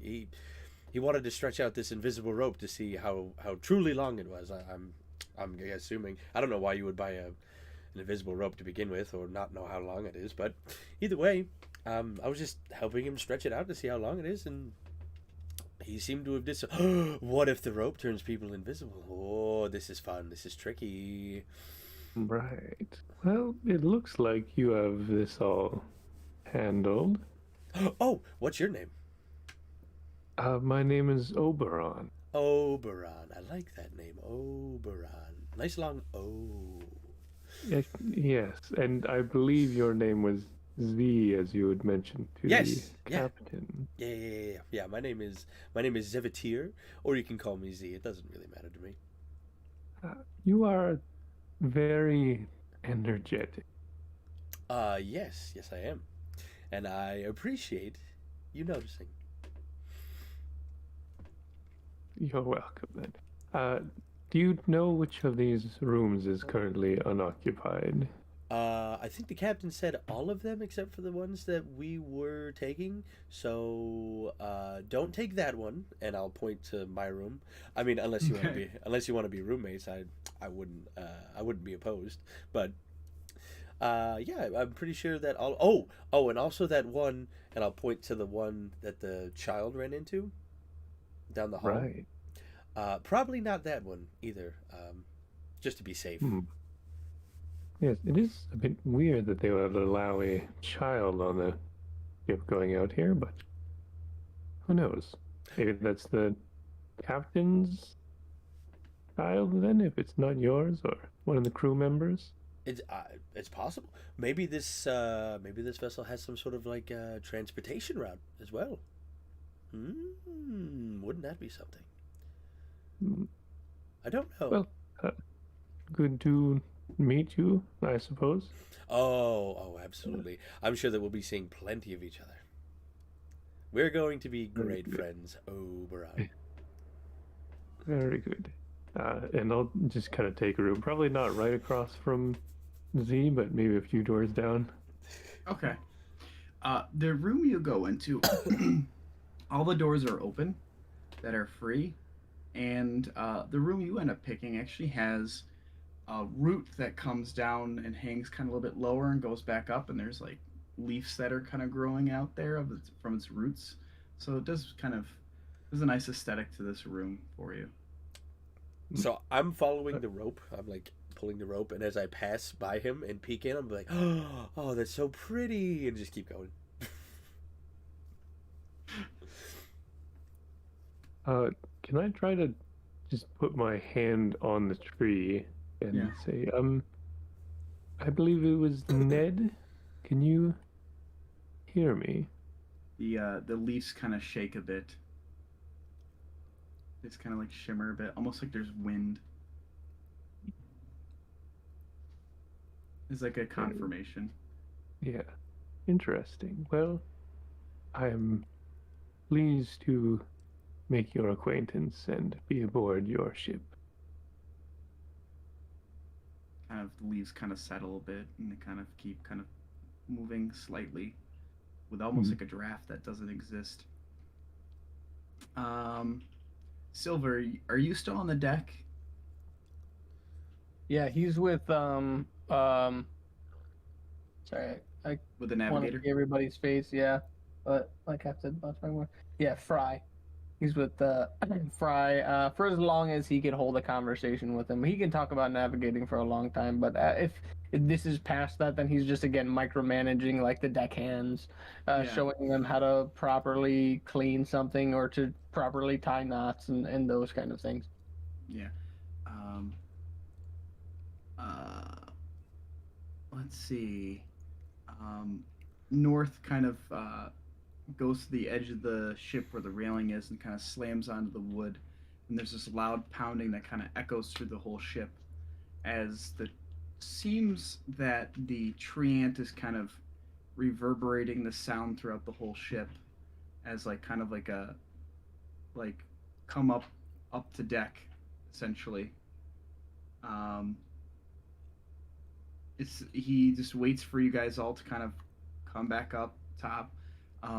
The spelljammer Yang, he still stays down below in the jammer room, which is just very fancy kind of wooden. Uh, Essentially, it looks like a throne chair. It's got like green kind of magic that's kind of glowing a bit from it, but it's got like the roots are interwoven with it, and there's leaves all around that. You kind of pass by it going to the crew's quarters. Um, and North says, "All right, we're getting ready to head out. Uh, wave goodbye to the people." And he doesn't smack or hit the railing hard. He does kind of like a gentle kind of this, just a knock, and you can see the tree just kind of shivers and the leaves rustle, and the you feel this weightlessness for a bit, for a fraction of a second, as you feel the gravity, the G-force kind of begin to pull down on you all, as the deckhands kind of come up, and Fry is up there with you guys too. And you guys kind of watch as you see the ship kind of come out of the water, and you can kind of hear the sounds of the people down below get fainter and fainter and fainter as you guys kind of, the ship begins to go. It goes like, I'm gonna use this Xbox controller as a thing to show you what's going on with the ship. Oh, Jace. So right now the ship's in the water and it's rising up, but then it begins to kind of tilt like this, so you're almost perpendicular with the ground, but your feet are staying planted onto the ship, as if the gravity is pulling you to the center of the ship. And you guys are now like looking straight down. As you're looking straight, you can like see the ground. You're like, what the fuck? And the voices of the people begin to get quieter and quieter, and you hear the rustling of the leaves again, kind of rustle a bit, and you hear a voice kind of very deep and very low just emanate from the tree ant, and he's like, "Hold on," and his leg, Silver's leg, turns into like a clamp and embraces ching ching right into the deck. And then the ship begins to kind of really speed up. The speed of the ship. Where are we? We need this one.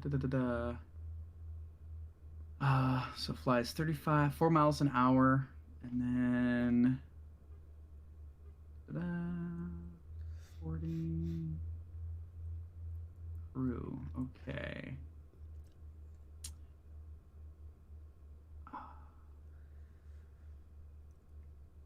This is what I'm looking for here. Ship repairs. Hold on.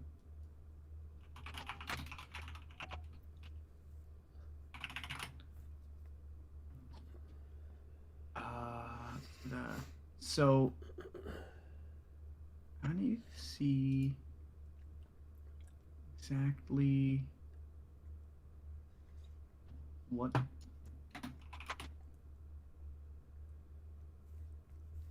in the book. I just gotta find it here.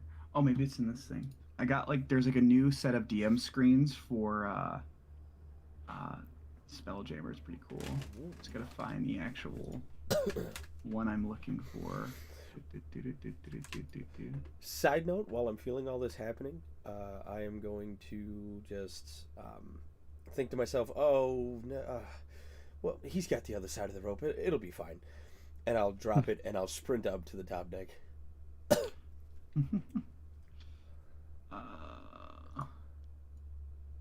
It was in this book somewhere. Let me find it. I really want. Oh, here we go. How it speeds. Okay.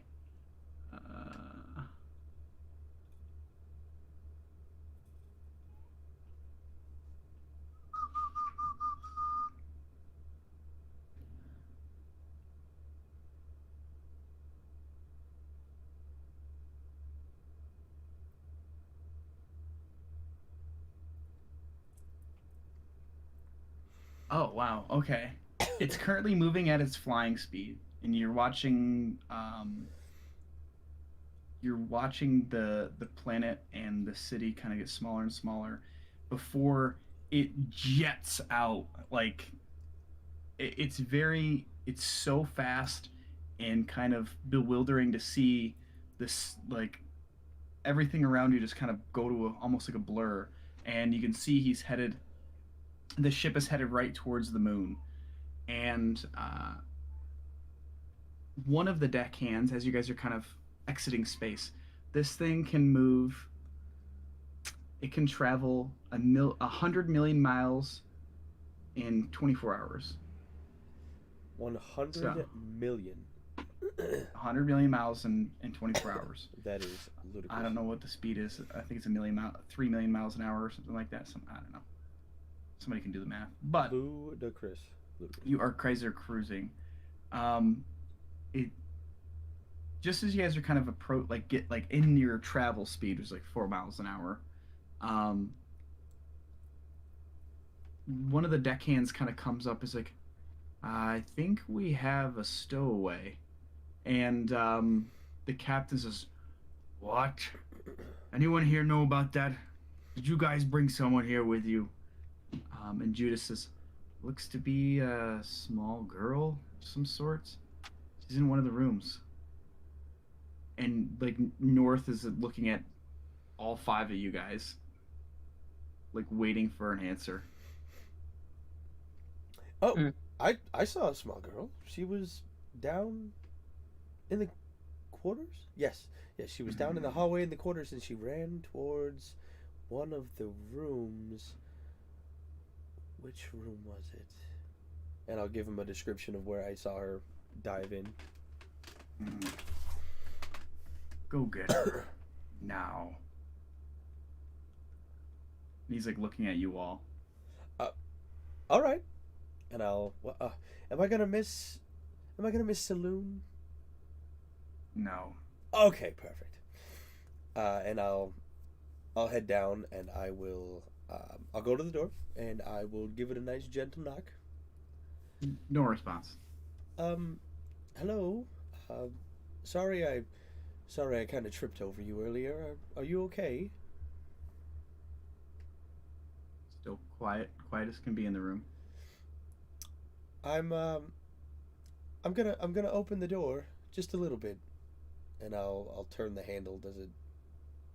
The handle turns, unlocked, and then you hear a little scurrying, and then you open the door and you look in the room, and it's got a bed similar to one you have. It's got like a wardrobe. It's got a vanity that has like the built-in mirror, and like a small chest on the side, and then it just standing where you're at looks like it's empty.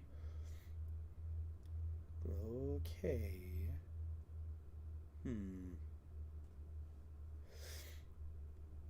So we'll play a game, I guess. Let's do over here, and I'll open the vanity. You open it and it's empty. There's some like wooden fashioned hangers that don't have anything on them. No, and it's empty. Okay. I'll move back, and I'll close the door. Okay. And I'll wait till you have your headset back on. Say that again, I'm sorry. I said I'll wait till you have your headset back on. I'm like, can't find the hole. What the hell? I'll slowly close the door. Okay. And I will go, "Are you here?" And I'll drop to the floor and look under the bed. You see like this small girl with white hair just kind of like skitter back underneath the bed. But you can still see her. Oh, it's okay. She's got like a small kind of. She's very young. She's got a round face.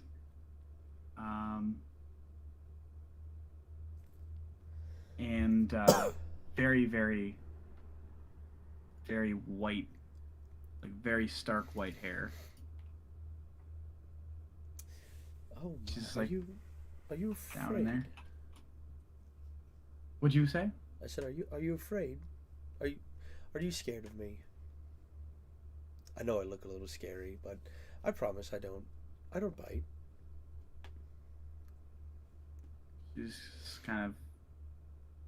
Hmm. Are you, Go away. well, see, I can't. I can't do that. The do you know the captain, North? The big burly orc No. man. No. No. Are your parents here? She kind of like sighs and she's like, no. Oh. Oh, I see. Well, I know that you told me to go away, but would you like some company? My my mom is in the same spot. I don't. Why not? Your mom lives where my mom lives? Probably. I don't know where my mom is. I know where my mom is. Well, where is she? She's home. Well, Trying to go home. you're trying to go home. Where are you from? Make a persuasion check. Sure.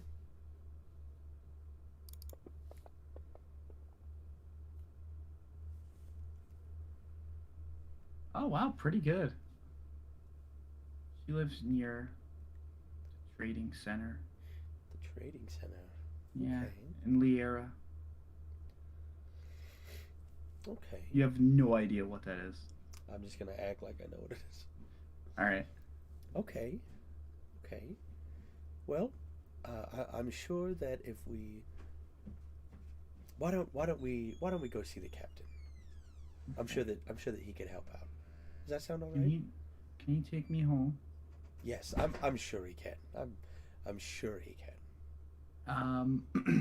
As she comes out from underneath the bed, you notice her skin is like almost, it's so pale and white, it's almost translucent. Wow. It's weird. My. You look oh, such a pretty little girl. What is What's your name? Oh, what is It's okay. She kind of smiles. My name is Z. Very easy to remember. What's your name? Sula. Sula. What a pretty name. With an S. I put her picture in the chat. See ya. Let me see if I can grab that. Thanks. And I'll put it in the thing. Pictures, Sula. In the future, I'll get faster at this, I promise. Oh, you're okay, brother. Edit. Working in the darkness. 100% QRS Sula. And this is Sula. Alright, there we go. Well, Sula, it's nice to meet you. And I will hold my hand out like I'm going to shake her hand. Oh. She kind of puts her hand in yours. She's got like a cool hand, cold temperature. I'll go home. I know. We'll see what we can do about getting you home, but I'm sure that we can help. Do you want to walk with me? Okay. Or would you prefer I carry you? Do you want a Oh, piggyback no. ride? No, I'm good. Okay, no problem. And I will I'll hold my hand down so she could reach up and grab it. Okay. And I will walk her up to deck. Okay.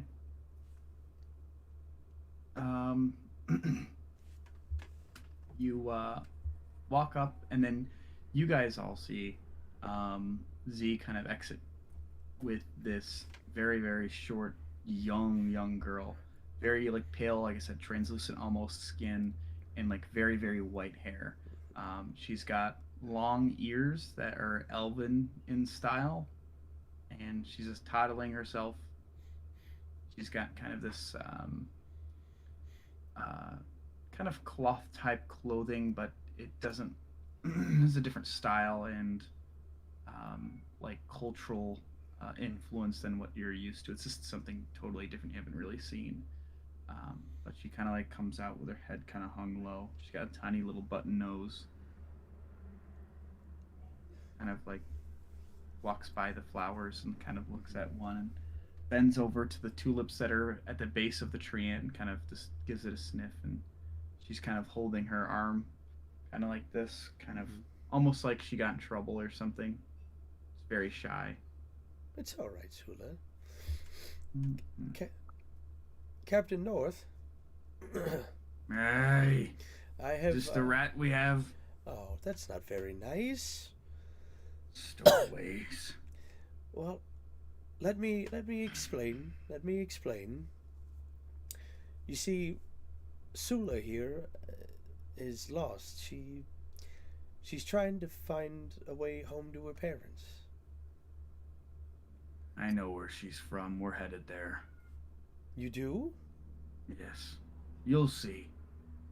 He kind of kneels down and he looks down at her with his big green and toothy maw, like still his brow is furrowed, and he's like looks at her and he just puts his hand behind his ears and flips them towards her and goes, and then he gets up and puts a hand on her head and he's like, we'll get you home. And he goes back up to the top upper deck of like where the ship is and just kind of hangs out. See? What did I tell you? Yeah. Everything is fine. Everything is okay, I promise. My parents are going to be mad. Well, you know what? I think they're going to be happier to see you than they are going to be upset, I promise. And she kind of says, okay. And she kind of looks over in your direction, Oberon. She's like looking at your outfit as well as like what's on your face. And she's like, you're pretty. You look like the stars. Why, thank you. And I'll cast a little minor illusion to like make little stars kind of like flicker around me as she says that. Wow, that's really cool. I'm gonna have the same look on my face that she does. It's like, oh. Wow. What are you doing, Nikolaus? What are you doing? Just hanging out? Just winding Taking a up his ride? invisible Just rope. watching what's going on? It's like Tying up my screen. His invisible rope. He's just like yeah, I'm tying it fixing up. my invisible rope. Yeah, I'm just chilling. Okay.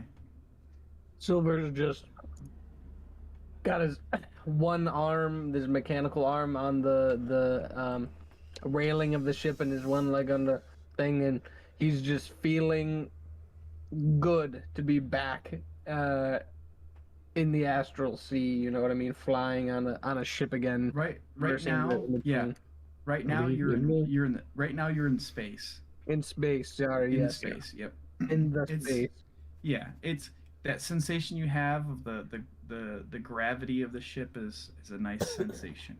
You're like you have like no problem with sea legs or leg. Oh no. And Leg. hey Bubba, what's up?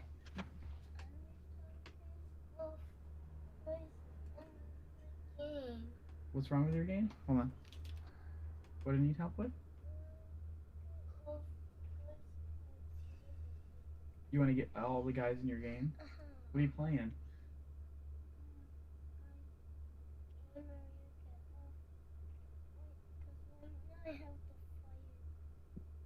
Are you playing Ben 10?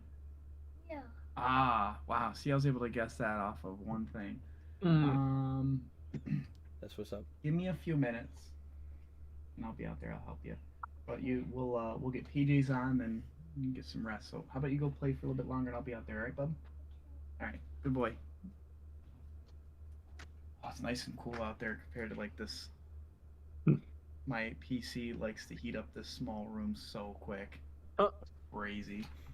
All right. So,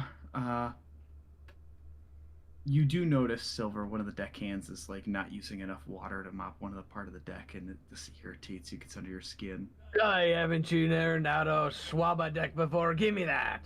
Dahlia's like, Sorry. Oh, it's all right. Just pay attention and watch. It should be a 30-20-50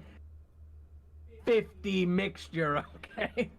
1 part water, 1 part soap, and then the rest just spit. And you spit as much as you can into the bucket. And then you mix it real good with your hand. And he uses his good hand. Mixes it around in there until it starts bubbling like this, but not too much bubbles, okay? And then he hands the bucket back to her, and then now wax on, and then just keep waxing. There you go. Thanks.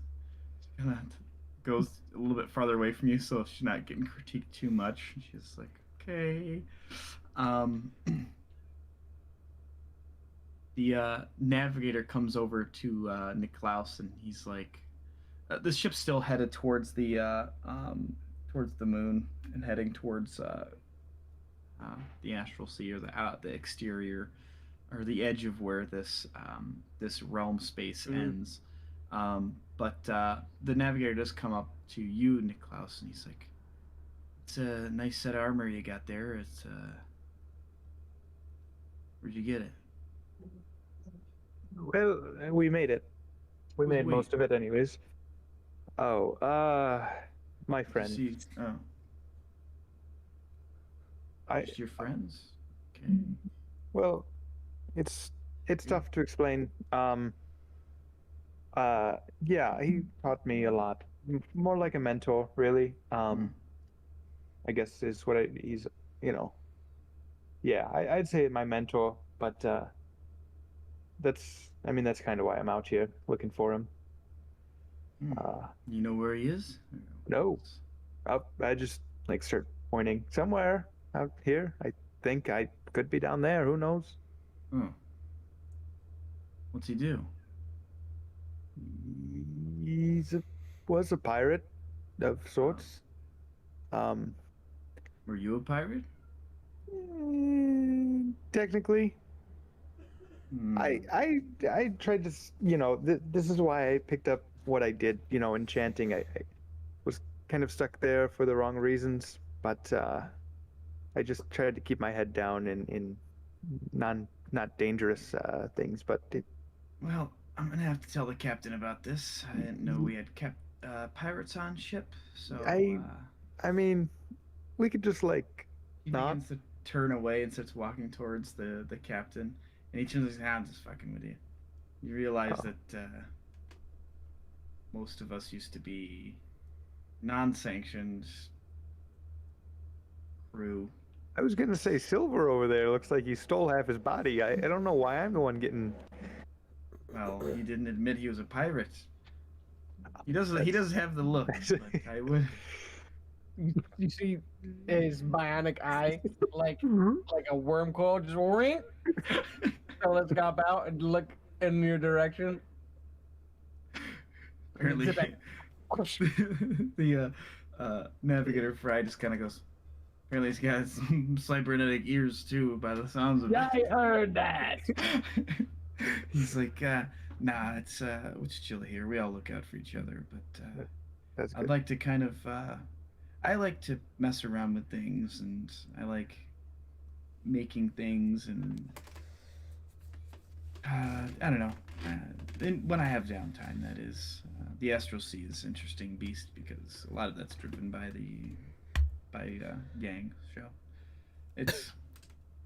I'm more or less for like land navigating and stuff, and more on physical. I'm a part-time map maker, and I'll pull out my journal, just here's some things I've drawn. They're okay. Pretty cool. It was good talking to you. I just gotta go check in on Yang and see how he's doing. We're heading up to Saloon here in a minute, and you can see the moose is getting bigger and bigger and bigger and bigger as you guys are approaching. Oberon. Yes. What are you up to? It's only been a few minutes, but you guys are now currently in Fleet. Are we going by a saloon yet or not? Or getting close to the moon? We are approaching very quickly. It's getting bigger and bigger and bigger.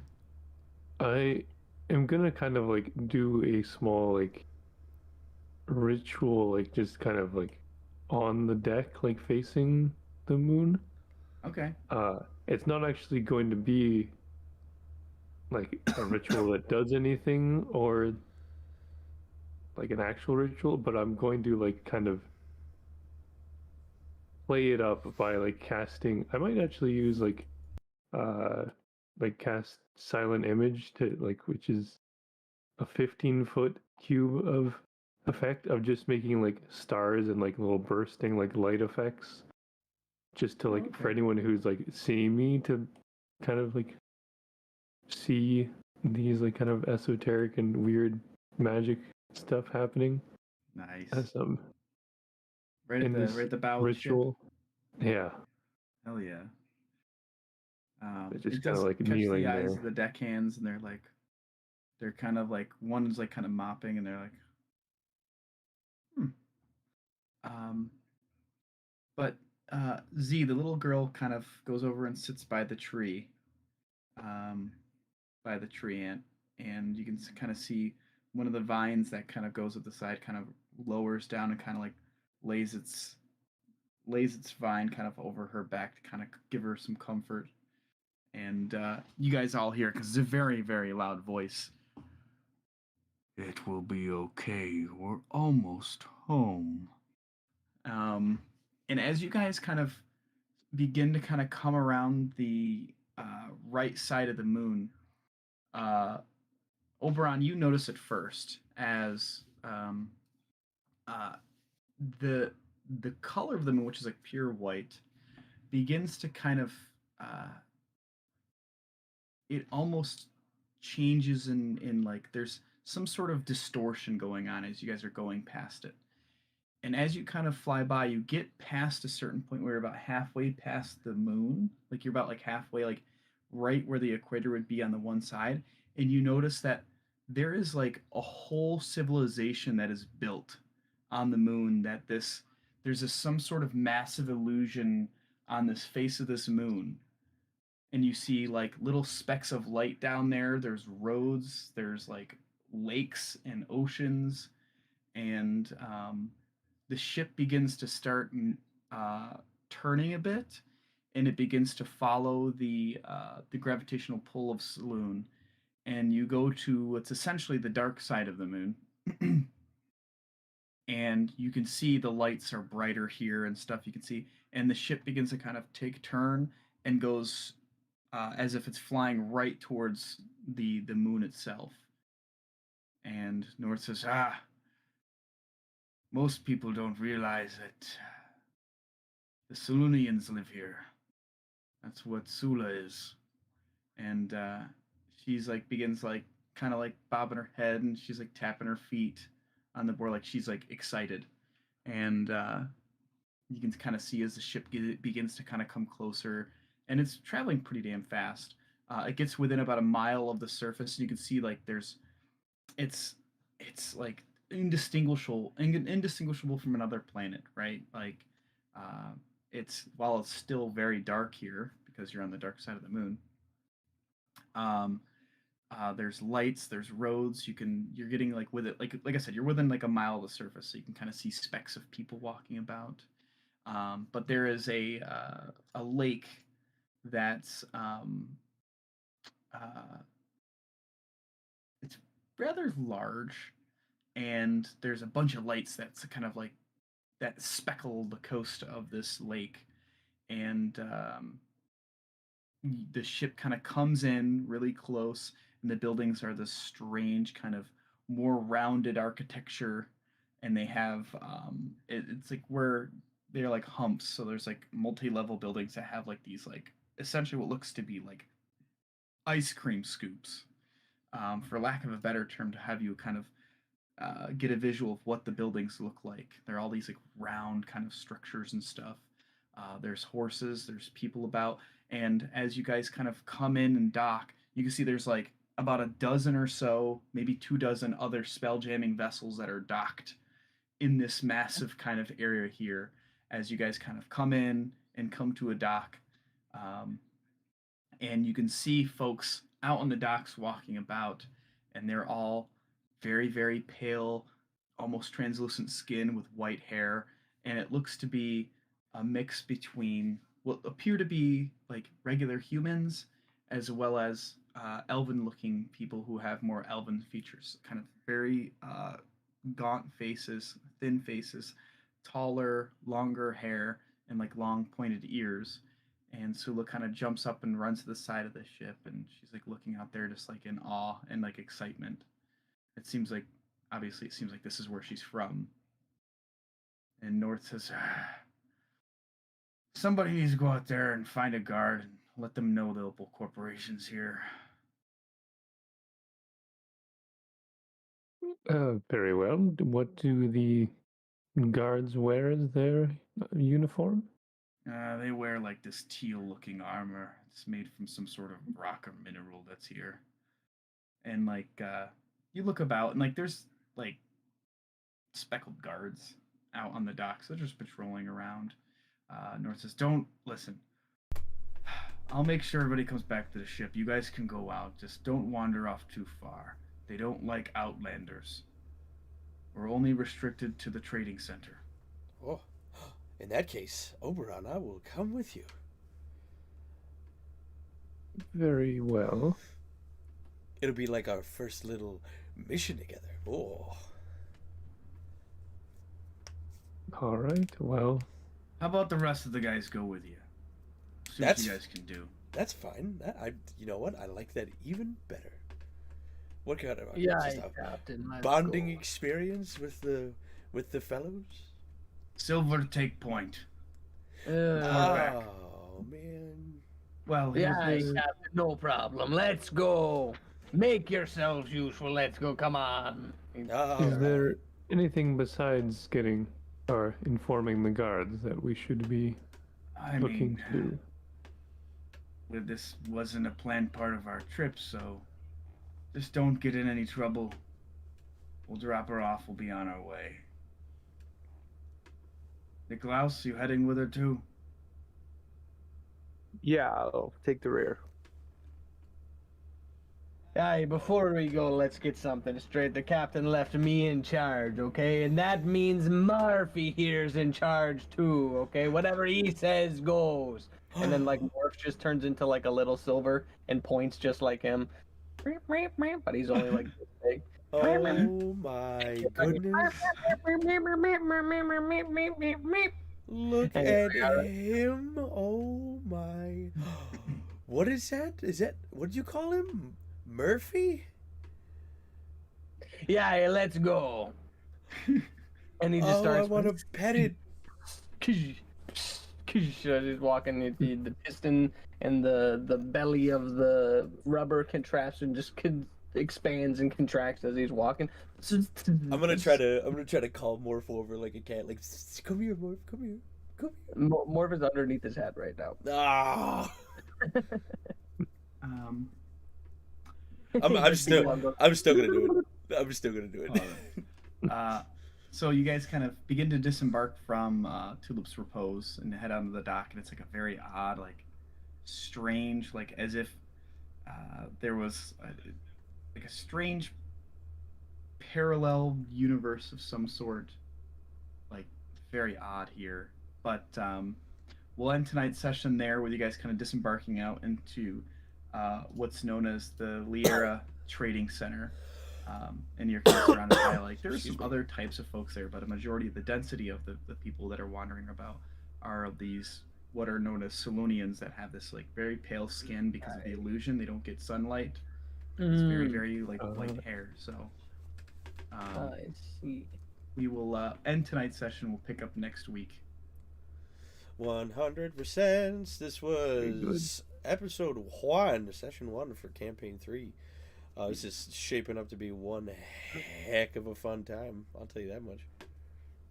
But we'll be back next week, same time, same place.